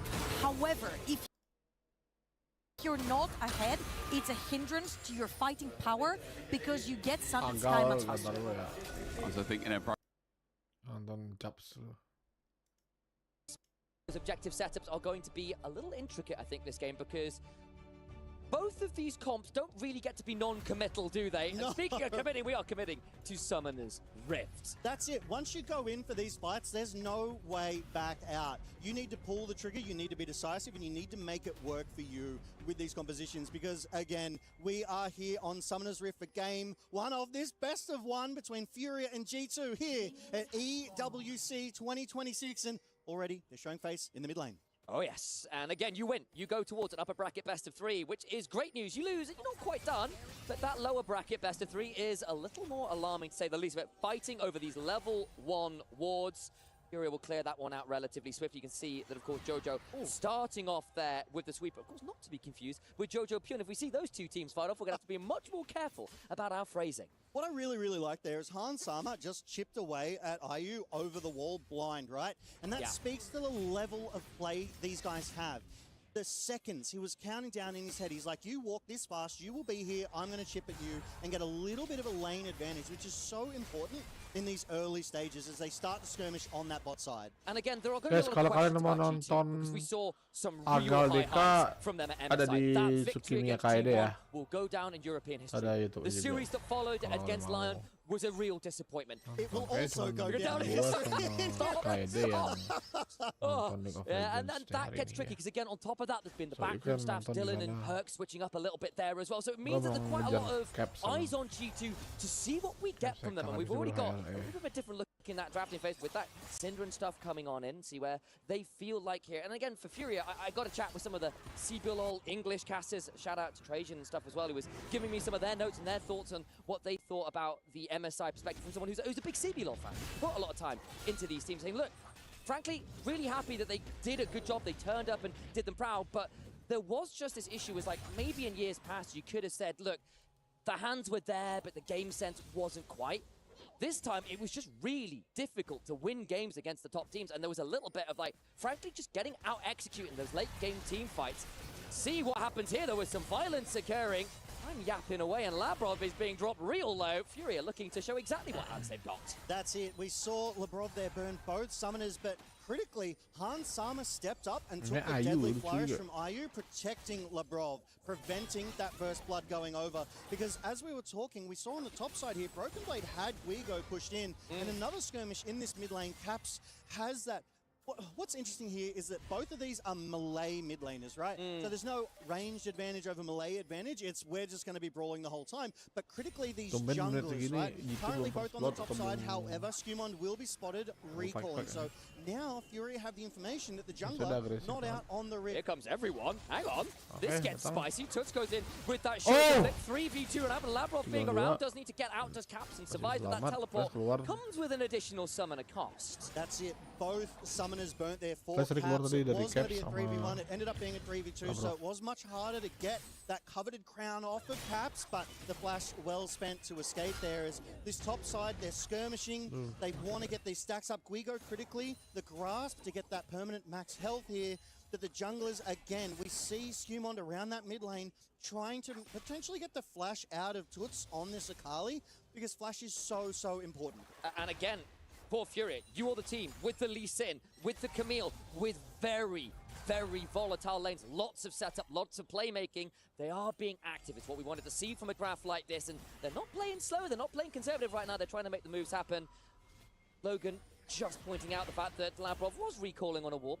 It doesn't look like we're going to see the interrupt as it stands. But thank you for pointing that out. I appreciate you, mate. Of course. I mean, we all have to help each other out here, but it will be seen. So that's information given over for free, which is not something you want to be doing. You don't want your opponents to know that they're outmanned into your lane, because that's when these plays can happen. That's when junglers on the right roam times can get those ganks down. As we see Guigo and Broken Blade, Jojo in the top side, already having roam from the bot, walking up, spotted on a ward. We are. Can Jojo get on in him? Whoa! That hook shot Nice on dodge. BB. Nice dodge. Nice dodge. Casual. Yeah, BB does not have two left feet. This man has a left and a right, and he's taken dance lessons. Well, it's baiting it out, right? If he can delay Jojo, if he makes Jojo want to stick around, he still has the flash, so he has the confidence to get out of a 2v1, but Jojo goes topside, wastes a little bit of time, recalls back out onto the Rift. And I was chatting with Jamada a little bit before, and he was doing some really great breakdowns on why we're seeing so much support roaming, because catch-up XP is incredibly busted from about 8 minutes on. So you can just spend the first 5 to 10 minutes roaming around and just rely on the 8-minute catch-up XP to get yourself back in. Allows people like Jojo to go looking for moves like that. And speaking of looking, the Drake is up. So it will be which jungle wants to get there first. We do see that G2 has vision around that Drake pit though. So they will get that information if Furia decide to go for it. But the rate these two are scrapping. BB might have to be a little bit careful here. He's about to go mini and misses his ult. Just clear the way. Does Guigo want to look on this mini nard timing for the public execution? There it is. Forces the flash. Wondered whether we might be looking on that one, and Guigo does get a little bit extra. I would say that BB's flash absolutely worth, because now without a flash, it's almost impossible to get those excellent angles on those ults, those team stuns. And again, this is a composition from both teams that loves that level 6. The ult buttons are absolutely glorious for pretty much every champion in the game here. Yeah, absolutely. Hansama, though, doing well on this Syndra, maintaining that CS, just getting a little bit of poke on IU, which is why we're seeing both of these supports roam a bit. We've obviously seen Jojo roam a bit more than LeBron. But I think LeBron might be trying to play patient, protect Syndra while they're getting this up. Caps, though, making a play. Does go looking. Scumon's around. Has got that ability to call up the hounds if required. Tattoo and Jojo in, though! One shot and sinker! That's it. Furia showed up. They brought more men. They got there quicker, and they take out Caps. Solid. First blood over to Furia. They'll net themselves that bounty gold as well off the first blood. So they find themselves 1,000 gold up over G2. However, the rest of the lanes, it's kind of normal at the moment. We've got most of these summoners down. Hang on. Jojo went looking. Oh, that got spicy. The hook shot that time a little wide. Can't make it 2 for 2 there, but still a little nervous. You can keep going now, Logan. It was a great Zenith blade from LeBron. I'll give him that as well. Level 4, so had that level advantage. So a little bit tanky as we go into this replay. Caps is doing everything he can to get away. But look at Toots. He's got very little damage, so had to call in the reinforcements. Whoa! Oh, Labrov's gone! IU picks it up. We come out of the replay into Violence of Furia here. Find themselves 1,300 gold to the goods. You could almost say Violence and Fury. Very good. All right, yeah, very nice. All right. Furious Fury. We'll workshop it. We'll workshop it. That's it. But another kill for Furia. They are firmly on the board. 2-0. But critically, that first half of the game is still up. So this is going to be a slower game. We're not going to be rushing to 4 dragons and get that soul. The grubs are up as well, so in 5 seconds. So jungle objectives, not a high priority. No, it's not really been about the objectives so far. I mean, part of it, of course, has been a lot of these players wanting to get towards that level 6, towards those ultimate abilities. But as it stands, Fury with that Camille found themselves those 2 kills. They're the team with the Lee Sin to go with that important support. They're about to find Labrov again, who's in a potentially tricky spot. Gets the Eclipse down, hit by that deadly flourish. Hands coming on over, can look for a scout of the week as Scumon goes in. The Hounds pursue the call of the pack. And they're calling up an ambulance. It's just not for them. They'll head towards the grubs. Call the ambulance. Goes in and we're thinking, oh, not LeBron, for but he you. tanked it so beautifully. He gets hit. Oh. Scumon gets another one of those R buttons, goes on to Guigo. In comes the hero's entrance and Toots. Unfortunately, the villain in this equation, as the curtains are called, and unfortunately no one's there to bow. The heroic entrance from Caps, the hero of G2, able to help turn this fight around, give that protection that they need, the damage absorption, as G2 crowd goes crazy over these 2 kills. It's not just them though, you're hearing the counter chants from Furia.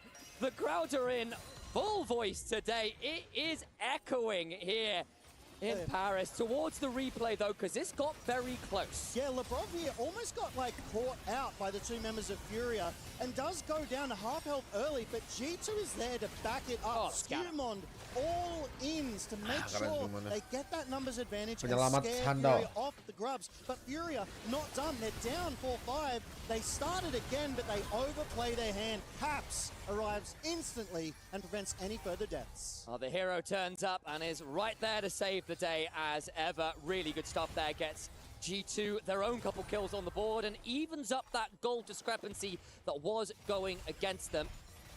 few hundred to the lead for Furia, but certainly nothing to write home about. But something to write home about, Skumond has completed the first item of the game, has that Cyclo Sword on that Neferi, so very, very dangerous. Slightly busted item. Yep, but Tar2 answers in kind and has just picked up his Sundered Sky as well, so has that healing, has that sustain.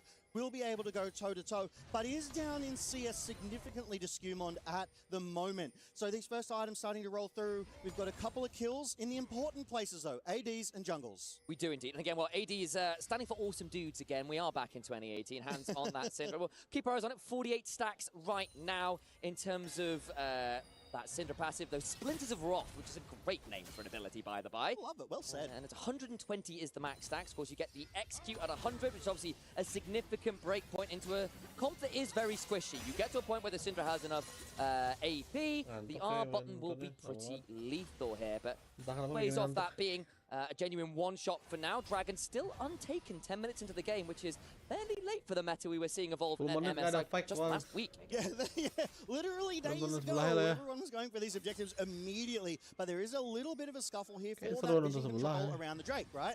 Both teams may not be going for it, but both teams want to know when the other in the mirror completely blind. They isolate 4 members of DK and they get the numbers advantage through that. One item spikes and will be able to fight over these convincingly. For now, though, it's about priority. As Tar2 has started up the Drake, G2, though, responding. And Tar2 goes, maybe I don't. Maybe I get out of here. About to face check Labrov there that will hit with a shield, which I feel is a little unfair. Lee Sin's just got some fists. Gonna get him at the Zenith blade as well. This gets a bit spicy. The kick away. Labrov now put in a tricky position. It's tanky enough for now, but in comes Toots. Shuriken flip, stunned up, hook shot, not there. The shield of Durand and Skumond hops out. A couple summoners, but that'll be the end of it. Labrov tanked basically 3 there. He teased Furia. He's like, I'm going in because I know G2's here, but do you want to come into me? Baits them in. Gets out with the flash. Had to commit it to survive there, otherwise would have gone over to Furia. I like the play. Could have been a little less over-committed. Oh, broken blade. Good chunk there onto Guigo. Now back down into the Hyper. Guigo probably going to need to look to reset here. Does have the teleport. Public execution goes wide. The hero arrives. Caps gets the taunt. And Ambessa goes dancing around, but that's a Drake out step into a 6-foot hole. An early grave for Guigo. Well played by BB. I thought he was just going for the turret plates to get some gold, but he was baiting Guigo in, and the critical sidestep that changed that fight. If Guigo had been able to hit that, that would have been BB going down, and it would have been Caps alone under the tower in the face of Guigo. So important. If that had gone another way, we might be having a different conversation as it stands, though. G2 now find themselves up 1,600 gold. They found themselves a lot of those role quest completions as well. Furia lagging behind a little in that, and the early moves that we were seeing with that Camille have just sort of fallen away a little bit. And I am looking at a composition here from Furia that wants this mid-game to be strong. You're there with the Akali. You're there with that very heavy playmaking jungle support. You are, however, very melee, very squishy, and very burst heavy. If you start having this happen to you, I get a touch nervous. Nerves of steel these players have. Nervous is not a word in their vocabulary. It is confidence. It is all in as another fight brewing. Jojo kicks it off. There's a shield from Jojo with the adaptive defenses. Labrov still only level 5. The level 6s are beginning to come on through as the catch-up experience begins to do a little work there. Jojo has got that one, as we noted. Back to the river we go. Herald 1.5 minutes away. So at this point, really what we're playing for is priority in the river, control in the river, and a replay to come on up to see exactly what happened on this top lane dive. Yeah, so BB and Guigo were just trading as normal. BB trying to get this wave pushed in because he knows Caps is nearby, but back to live, we're fighting again. Oh boy, I got caught drinking there for a second. My water comes on in as G2 murder the Camille, but it's traded back well enough. The TP's flying. Skumond in danger, flashes away. Guigo with the shield of the repudiates. Shut down. Jin finds himself a curtain call to remember. Skumond did a really good job there of delaying, but it felt inevitable. Holding that 4th shot so long, IU was, that it just wasn't good enough for Skumond. They had vision control on him. G2 tried to respond, but they just weren't quick enough. So this is a really good contest where 4 apiece. Furia has completed all their role quests, 1,000 gold diff in favor of G2, so they've been able to claw it back from Furia. But if you take a look at that vision control, G2 are the ones in control because they want this topside objective. They're preparing for that Rift Herald in 20 seconds, and there is another Drake up.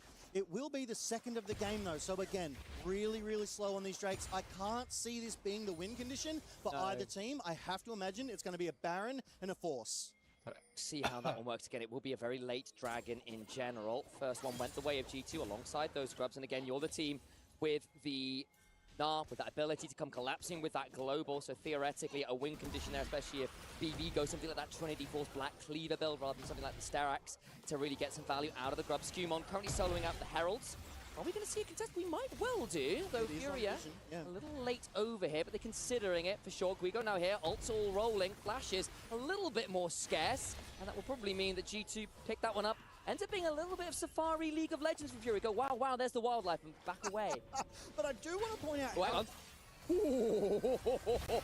That was nearly an interrupt. Jojo went looking on the ward recall interrupt. Didn't quite find it, though. Yeah.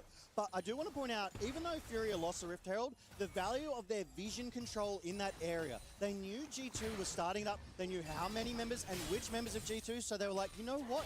We can't contest this. We're going to let them have it, and that's a smart play. So they got cross-map. They started feeding gold into their other players in other lanes and gave that Rift Herald over. They said, that's a fight we'll worry about a little bit later. Because if you look at it, no turrets have gone down yet.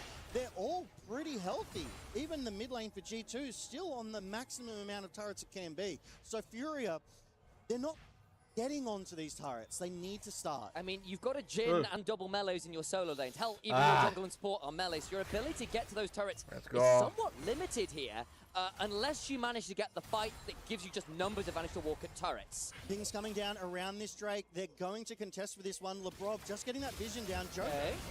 Damage is there, the Hextech ultimatum, the Solar Flare! Oh, sakit, come on. Oh my days, the Syndra just presses R8 with the TP, the shield, and Durand locks them all in space. Power is unleashed, and G2 find themselves a couple to the goods.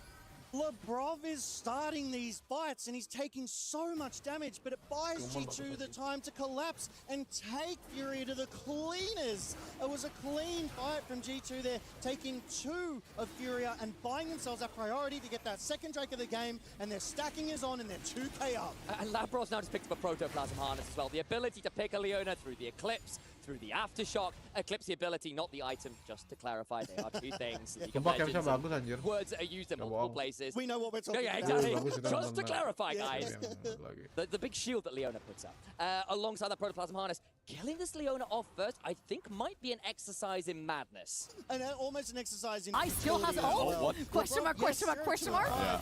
But Lebrov has... So now for Showmaker, I mean, he has no Seekers. Shank's done.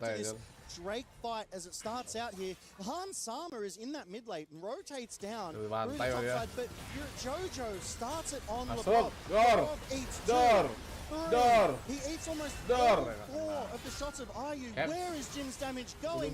Not into who matters. And that buys a time for G2 to collapse and take Furia out. And as usual in this game, we come out of the replay into more action. 6-4 in the kills, but it feels like there's definitely been a bit of a fracas at any given moment. Touch now coming up towards this top lane, where of course Caps has managed to get that level advantage. A couple of kills to the good here. He's got the Hollow Radiance. There's another stun into the wall and a nasty chunk onto Guigo there, who may need to start backing away as the Hyper Procs begin to mount. That Boomerang just a touch short there.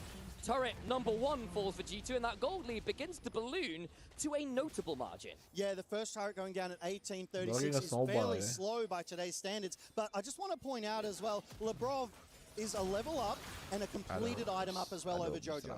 He is. He's in a really good spot there. Got a little nervous with Skewmon hanging around at that blue buff, just hopping over with the Eviscerate, but just some trading. I think the team more manageable. Broken Blade hasn't left the public execution. No. A Broken Blade blade breaks the ankles of Guigo. He's doing it all Berapa kali miss anjir game dari tadi. long. It's Comeback almost execution miss. impossible for Guigo to hit an ult on the BB. This man is a natural-born ballerina. The moves he has, the slides he has got. Enggak, This tadi is tuh the memang miss MSI anjir. Broken Blade, and he is here to win it. A ballerina, you say, well, that suddenly gives a new meaning to on point, doesn't it? What a player when given the opportunity, a player that at points has been criticized that maybe a little too streaky, maybe not good enough for international. Well, how do you do at MSI? How is he doing here?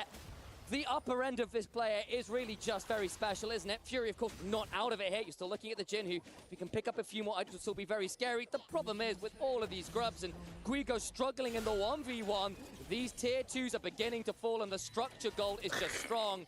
Oh, we even get the T-Tours. Thank you, Observer, for the Christopher Nolan Cup. This is the addition that I do want to see, my friend, as we see Jojo deep in enemy territory, trying to get sort of some vision control down, just to know what G2 is doing. Tatu clearing his camps out. The Baron is now up at the 20-minute mark, and the third Drake of the game, another 2 minutes, but the Rift Herald. Charge. Lands, and it's gone. And now suddenly all those outer turrets are gone, and the gold really has gotten to a difficult position. 5,000 gold is more than a little alarming for the Furia fans out there, I have no doubt. I'm going to try and play back as well when the vision's beginning to fall. Are you with a Captain Jack gets on out of there? You remember the day you almost got the Fury AD carry. That's right. Han Sama 2-0, Caps 2-1, Skumon 2-1. Broken Blade has not died. But Furia, they're not without their answers. If Tatu can find an angle, if they can protect IU and get that damage onto the right targets, Furia are still very much in this. They can compete with G2 here. However, G2, they have the aggression, they have the priority. Labrov went looking there, but over the wall went Tatu. Now the curtains get caught. Hansama getting tied by some of those bullets, but Labrov still about alive. Tatu gets taken by the bleed. The darkened daggers, a little too poisonous. Tuts potentially in danger of the shielded round, just about able to escape there on the Akali. How does Labrov keep living? He tanks so many shots, he takes so much damage, and it prevents it from going on to Han Sama. He protects the AP carry of G2 so well. This bot lane, they are synergized, and with the priority off of that fight, they're able to turn it into that Baron because there is no jungler alive for Furia. They cannot smite this. They have to give this one over. They don't even have vision. G2, free Baron. It's going to be a relatively slow Baron as there is no AD carry in a Syndra as your damage deal. Of course, Skumond on the Nefiri, perhaps a little bit more able to offer that Baron DPS, and it will go down easy as you like. They'll pick that one up. Jojo goes looking for Labrov, but we've seen this one before, guys. Are we sure? Eclipse into Aftershock, and he only loses a third of his HP bar. He's still got a protoplasm harness to work with. LeBron's like, I ain't recalling up for that. You need to do better because I am still ready to go. Caps has been everywhere, and we look at this right. I mean, 8 kills over to G2. Skumond, he's been involved in 6 of them. Caps just got to be a little careful here, actually. Gets hit by the public execution. Hit one fantastically. The moment the knock-up was used, he's like, up, I'm out of here. Hero's exit, if you will. Is it very heroic if you're leaving the fight? I feel like heroes learning to run away is an important part of the medium. Strategic, what is a strategic return? Something like that. Strategic retreat, that's the one. As we do see, Skumond is on the third Drake of the game. Again, we call it's slow Drakes, but this will get the stacking. It is an Infernal, and it will be an Infernal Soul, which means extra poke damage. And what we did see from the likes of HLE, from the likes of BLG at first, and is you can give up some of those dragons if you can kind of do this. Play elsewhere, play for the structures, and maybe, just maybe, a kill or two. Nasty with it. Labrov kicked that off with a Zenith Blade into the Q, into the Solar Flare, and nothing Jojo could do. But I was saying before, 9 kills. Labrov has been a part of 7 of them. Labrov is everywhere in this game, and he's just surviving. He hasn't died in over 10 minutes. And again, another one of those players who got a little criticized or questions about him joining G2. He's been having a great old time over the last tournament or so, and continues his MSI form with pretty strong showings here on this Leona. Tuts was forced to hold out. Skumond's chasing. Hang on, they're going to get a victory. Oh my god, he's dead! Well, the Dark and Daggers land, and the Akali is dead for rights. G2, they have a numbers advantage. They're sieging. They can keep rolling. Yeah, they've got the Baron buff. They've got 2 waves here with... Oh, IU just flashed under his own turret. That's unfortunate. The nerves perhaps getting to him a little here. Re&O, but I think this might be a tricky old hold. The Nexus turret's under siege. G2, unrelenting, implacable. Caps is keeping Guigo away. Has the ult to join the fight if he needs to as well. Flash behind the curtain call, just wide. Can't wanted that one. Angelina Yay. Jolie will shake her head. They go in the hero's entrance. And G2 in the heart of Paris will win their first game at the Esports World Cup 2026. G2 beat Furia in the BO1 convincingly. It was close to start, but G2, the veterans, were able to chip away at Furia and just snowball from there. You can hear the crowd so ecstatic that G2 took this one back. This is an upper bracket. Furia, they go down to the lower bracket. They still have another chance here at EWC 2026. Indeed. And again, we were wondering what we were going to see from G2 after what is a very... Stream B, apakah sudah selesai?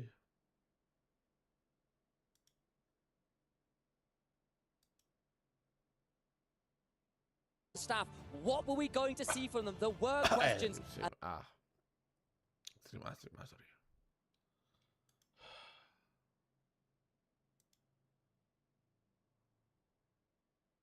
Transfer Seoul into this fight and try to find the team fight, or do we lose the power and at least defend bot lane? Well, they did defend bot lane because Flandre TP'd out of it, but they couldn't find an angle to get into this river on top side. There was no vision. AGAL have closed all doors to that objective, and now with a Baron and a 4,000 gold lead, I feel like they've got a better team fighting composition. They've got the engage, the disengage. It's just so easy to play from here now. I just feel like it's been it was an interesting laning phase, but it does feel like, again, that hope lead overflowed to the rest of the map. Tarzan finding early objectives as well. Setup was beautiful. DK now trying to climb back through objective gain. That bot lane turret going down, but meanwhile, what does it cost? Top turret and all its entirety of place with mid as well. Inners both going down. AGL getting a storm of gold as they run through approaching the base. Top lane, mid lane, both tier 2s gone for AGAL. Only one outer tower. Only one more defense outside of that base from DK remaining, and AJL have no will to take that one as they have two cannon Baroned up minions over on the top side of the map, and DK have split up in two groups trying to defend that, but they're both falling at the same time. Trying at the very least. Plate's already being taken. Bot wave is a nonchalant wave for the time being. Next wave coming in. Baron for another minute 15. This aggression won't stop. DK might have to make a move. A Scatter the Weak is not bad here on Tarzan. Solar Flare now thrown out with True Shot Barrage dodge. Tarzan for the flash. Vault Breaker in. Sees the desist. Rooted down. Smash can't play. Petrifying Gaze might miss, but it might not matter. Scatter the Weak came through and look. Flandre's in the middle taking no damage. Where is it? Showmaker needs to land every single thing, and Shadow Dash connects yet again onto Career. Scatter the Weak is good with the pillar as well. Tarzan jumps back in. Vault Breaker doesn't connect, but neither does Petrifying Gaze. Probably saves the life, saves the game of DK, but for how much longer? Baron doing all the work. Nexus turrets under threat. AGAL take another body in Career. Shadow Dash forward. Shanks jumping in behind enemy line. Showmaker gets his unleashed power, but Hope jumps forward. There's no more fuel in the tank. DK have been taken down, and AGAL stands strong in their first game of EWC 26. Absolutely beautiful team fights from AGAL. That's what made them dominant last year in the LPL. That's what made them dominant in EWC last year as well. And suddenly they seem to be finding their form over and over again. Fantastic early game win conditions with that bot lane. Incredible mid game to collect every kill possible on the map whilst using Flandre. And then the patience on the Shen, knowing that eventually they'll shut down the...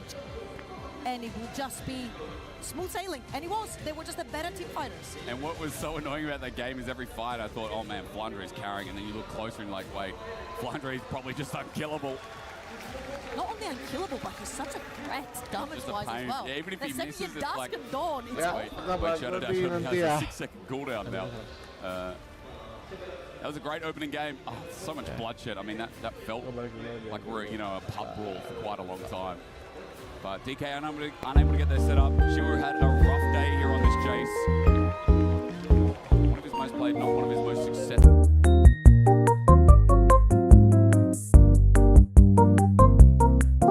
Gua balik sampai high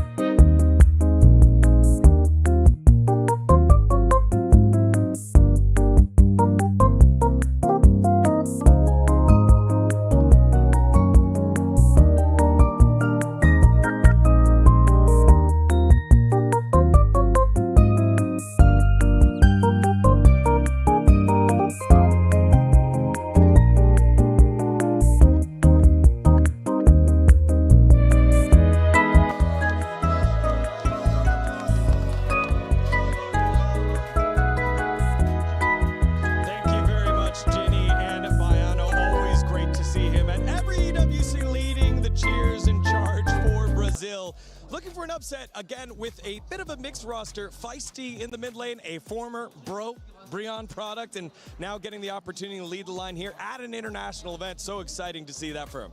Yeah, really cool to see. I did want to talk a little bit about something that we've seen because of this MSI win for HLE.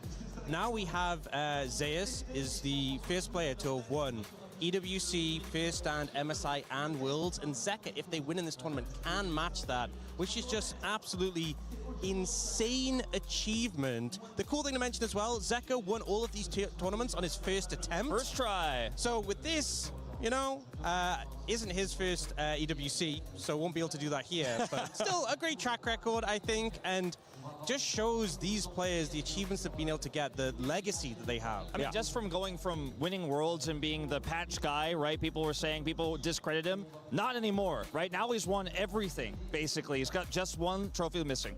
Yeah, Zeka has been writing his name in the history books. Let's see if he's able to do so yet again in their first matchup. It's MIBR Los versus the reigning MSI champions, Hanwha Life Esports. I mean, when you talk about surprises, we could look at last night, Spain. I'm not rooting for the UK tonight, for England tonight. This is not happening. Sorry, pardon! Pardon! Je suis anglais! But what I can say is, if we see a big surprise in this next matchup, it could be the biggest upset yet. The biggest possible indeed. The two last teams hitting the stage for one game, une et une seule. Mesdames et messieurs, on commence par MIBR.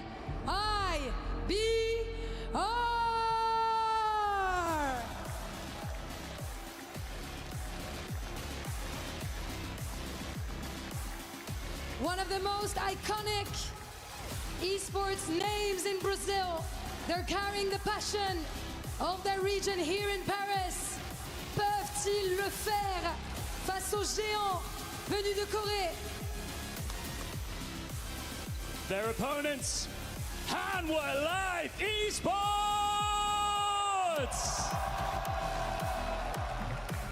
They arrive here in Paris as the reigning MSI champions, carrying the form, confidence, and expectations of the tournament favorites.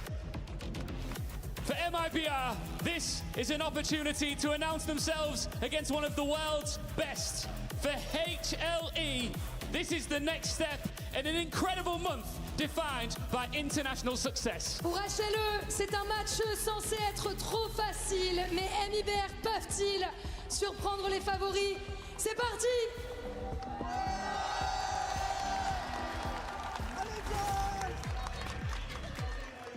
International success, that's what Hanwha Life are coming off the back of after winning MSI in 5 games. Now looking to add another title as they begin their run here at EWC. My name's Jake, also joined by Jack.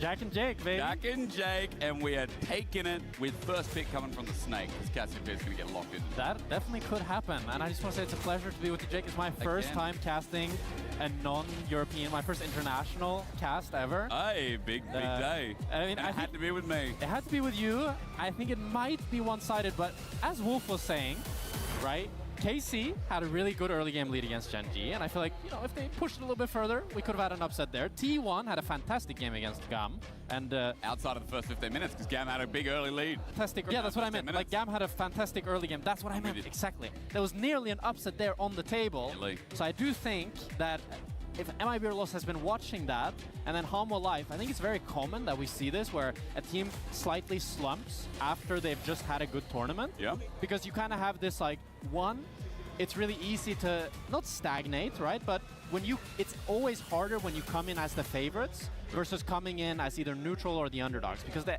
burden of expectation is on your shoulders, and I think that can be something that weighs on Hanwha Life's backs. But at the same time, I feel a bit silly for saying that, because they're players that have so much pedigree. Like Ox was saying, that they're pretty used to the pressure at this point. Yeah, they are. And again, you know, that pressure comes around to a guest CB LOL team, a team that's come in, not as one of the partnered organizations. The only guest team in the CB LOL made it all the way to EWC, which is such a feat. But now as MIBR Los, can they cause an upset in a best of one? What do they got up their sleeves? because this is a team on the other side from Korea that is known for their amazing draft. I mean, I think their drafts are so flexible, so versatile. Yeah. Zeus comes out with this like swaying top. Oh crap, what are we gonna do? You know, Zeka has all these melee assassins that historically, even before his Worlds win, he started becoming known for. Now his flexibility has outranged that. Yeah.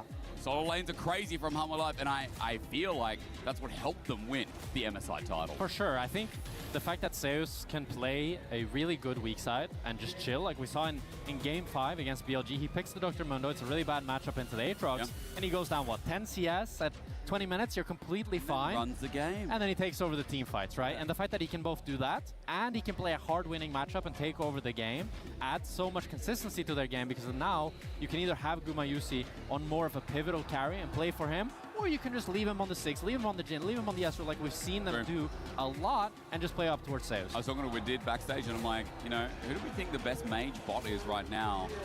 Player or champion? I mean, player, I think. Player is Gumayusi. I mean, that's right. That was the answer that came back Actually, to me. it's Viper. For me, it's Viper. Well, but I love Viper. I'm biased. From the top teams, that's the versatility we talk about, and it's not like Mage's bot have been a thing heavily outside of MSI, but we are in that MSI patch. We've had a lot of time, and HLE have had so much time on that patch and so much tournament time that they're coming fresh off of it, only a couple of days off their giant win. We're about to get into pick and ban. Reminder, 26.13, we're still on. And no one's asked yet, but I will remind you that Locke is still banned. He's not available. That's why you won't see him at this tournament, which is a shame. You have to wait until summer. Is it a shame? He seems so broken. Like when I played against him, he seems so broken. He's so broken, but the skill expression is The skill crazy. expression is cool. He's definitely a cool champ. I think the design is very cool as well. It's amazing, yeah. It's good for first timers, because first timers always jump in with that leak, you know, and you're like very easy to int. Yeah. Once again. All right, here we go. You know it's starting up, Jack. You know the center camera means that we're going to pick ban, don't you? You know the angle. You've been in broadcast enough now. You know what this means. I know what this means. I mean, I'm curious to jump on what you said about the Mage's bot lane, because we haven't seen too much of it. I think we saw 2 games, but it's mostly been Ezreal and Jhin that's been traded in the bot lane. And the thing is, they play kind of the same. Like Ezreal, Jhin, they're still casters, and they're just going to be sitting back, farming waves, not being that proactive and not that aggressive. So I do think that this meta really suits Gumayusi, and I'm curious to see if MIB or LOS want to play into that meta, or if they want to try to make something happen of their own. We've seen, for example, MKOI, I really liked when they said, we don't care about the range supports, we're just going to put Alvaro on engage. And I do think when you're the underdog, playing outside of the meta and just sticking to your comfort can be really, really nice. Agreed. Let's see, what angle is it here for MIBR Lost? They're going to be first pick as their Akali's the final ban. Orianna goes with it as well. Seemed like a fish here from MIBR to get that Orianna first pick. But remember, the Cassiopeia that has been picked up pretty much every game so far as the priority is open. Yeah, it looks like it's going to be quite snaky business here. Unless they want to go for something else. I mean, teams have been willing to trade the Syndra for the Cassio, and they're actually going to go for the Jarvan first pick. That makes me think that Hanwha Life will probably just want to pick up the Ezreal, have a mobile carry, so you don't need to worry about it.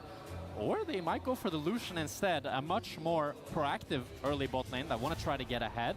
But we've seen Guma quite well on the Lucian Milio, so we'll have to see if that's what's being locked in here. See if it does get locked in as well. Maybe support pairing, maybe jungle answer, Jack.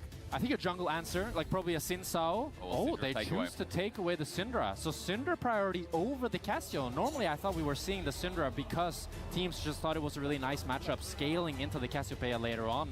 But Hanwha Life just think it's good enough to pick very early, and I assume it's going to be a jungle answer paired up alongside it. And if it's the Naafiri, you have a really, really good damage base from Hanwha Life, but you're lacking a lot of that front line that you'll need to get later on. So let's talk range, let's talk pairings. Cassiopeia feels like a no-brainer. Do you go AP solo laner as well with the Jarvan like the Rumble here? Or do you just lock in Nautilus and get hard engaged? The answer seems to be the Naut here, kind of foregoing the potential of the Rumble. Yeah, now it makes me think that Hanwha Life are just going to answer with support. They could also choose to take their top laner, ban 2 for Zeus, and do it that way. What I like about taking the support is that you're probably always going to have a good bot lane matchup. You can also flex that Syndra later on. So what do you want? Not Rakan here, what do you want? I think you want Leona or Alistar. I like both here. Alistar provides a lot more tankiness. The only thing is Alistar can feel quite bad into Cassio, because if she gets that miasma, you can't combo. But as long as you're able to play around that, which I think Delight will be able to do. He's shown quite good prowess, and if you can get a good flank going or just get that engage going, it also just nullifies the Nautilus a lot, because if Nautilus ever hooks in, Alistar pops ulti, Alistar combos Nautilus, and Nautilus always dies first. So it makes it quite a bit harder for Ackerman to try to find that engage and try to set up his team for success. Is Zeus going to be going something like a tank this game? I see the Vayne ban, normally fishing for Definitely like needs a to be or... either a tank or a bruiser. I don't think he can get away with going another squishy champion. I mean, you can have Alistar as the solo frontline, but it's a lot more difficult to play than if you have something like the Ambessa, like the Gnar, that can also semi-frontline follow-up. Yeah. Yes, exactly. Okay, LeBlanc also the ban away. What are they thinking about here? So they think Syndra bot. They think. Yeah, they think it's Syndra bot most likely. And they choose to take away the LeBlanc. I'm assuming, I didn't think it was that good of a matchup into the Cassio, but I can see how it can be good quite early on. But I feel like as Cassio gets tankier, it should get easier for her. But we've seen Seka do quite nasty things on the LeBlanc and absolutely style on his opponents. I think it was against G2, I remember that he was styling on us with the LeBlanc. So a good ban here from MIB Loss. Renekton's going to follow up as well. Maybe it is that Ambessa you talked about, Jack. I mean, I see Renekton ban, I say it is an Ambessa angle through and through here, or maybe even the Gnar, but... I think Ambessa and Gnar both make sense here. Yeah. It's interesting that they choose to keep the Cinderflex for last. It makes sense, but, you know, typically I feel like we see Zeus getting that counter pick on top, but they choose to invest 2 bans into him. It does still mean, like, you have the Gnar blind pick, it can be vulnerable. We'll have to see what Zest plays into it here, if he can cook up a really good pick. I mean, is it going to be Tristana is my biggest question here, right? Because that has been one of the more aggressive, hyper-aggressive angles for a top laner to play. It could be. You do have the front line in the Nolus and the Jarvan, and they're setting up for a hard AD top laner with the 6. And you have a lot of kill threat with this Tristana. I mean, this is going to be a game where we are all in watching top lane. It's all going to be about top lane. Bot lane is just going to be farming. Unless gumayusi pulls something crazy out here on last pick, I think top lane is the name of the game. Because there is almighty scaling throughout the board, even the Tristana for sides later, but we can talk about it as the comps are rounded out. For now, I want to see where's this Syndra finally going. Is it going to be bot towards Gumayusi, or are we going to get a Syndra to Zeka? Oh, Seraphine. I mean, that would be a Seraphine bot lane for Gumayusi. You have a lot of team fighting power on this Hanwha Life comp, but a lot of damage on the MIRB loss as well. I do think, though, in a straight back 5v5, front to back, I do favor Hanwha Life because they have so much shielding from the Seraphine, so much healing. They have a tanker front line with the Alistar and the Mega Gnar. So I do think if it gets to that 30-minute point and MIBR Loss doesn't have an early advantage, they can't have that split pushing threat from the Tristana, it's going to be tough for them. So we're really looking at the Tristana to get a big lead early game so that she can be the split push threat, be the difference maker in the team fights. It's going to be an interesting team fight at that regardless as well. Let's see how MIBR go through that top lane. As you said, it's going to be all about Zest here. Zest is going up against the light, and Jack, I was looking through the history, and I was looking at like, well, where has Zest been, right? Yeah. And I see this little caveat in 2022 summer, I believe it was, where he played a series versus Nongshim on Gen G 2022. He played with Ruler, Lehens, Chovy, and who was the jungle? Peanut. Yeah, was Peanut. the jungle. Wow. So, you know, Zest has been around obviously through Gen G challenges as well. And you played against him. I played against Zest. Recently. I played against him in 2024. He was in EU and he got rank 1, I remember, in solo queue. And he was very impressive. Yeah, I played against Feisty as well in the Spanish league. He played for Giant X Academy. Yeah. And he was always really, really good in scrims and definitely gave me the vibes of a really good aggressive player. Kind of stereotypical like Korean coming to use mechanics, outhands, diffing everybody. So I do think that like Zest, to me, seems like a player that he's both willing to take this gamble and try to kind of stomp Zeus in the 1v1, and I could see him taking it as well. There's very little counterplay for this Gnar early on. You're just kind of trying to survive in the early laning phase, and I think it comes a lot down to the junglers and how both top laners play around it, because if we can just get that isolated 1v1 for Zest, that's going to help him out massively and maybe allow him to snowball that game. Let's see, can the CB LOL take a game against the MSI champions? Technically, Jack, MIBR Loss, undefeated. Okay. That's true. They've come together, added MIBR to the name, and they have not dropped a single game. That's true. They're also undefeated at this EWC right now. That's right. But so is Hanwha Life, so.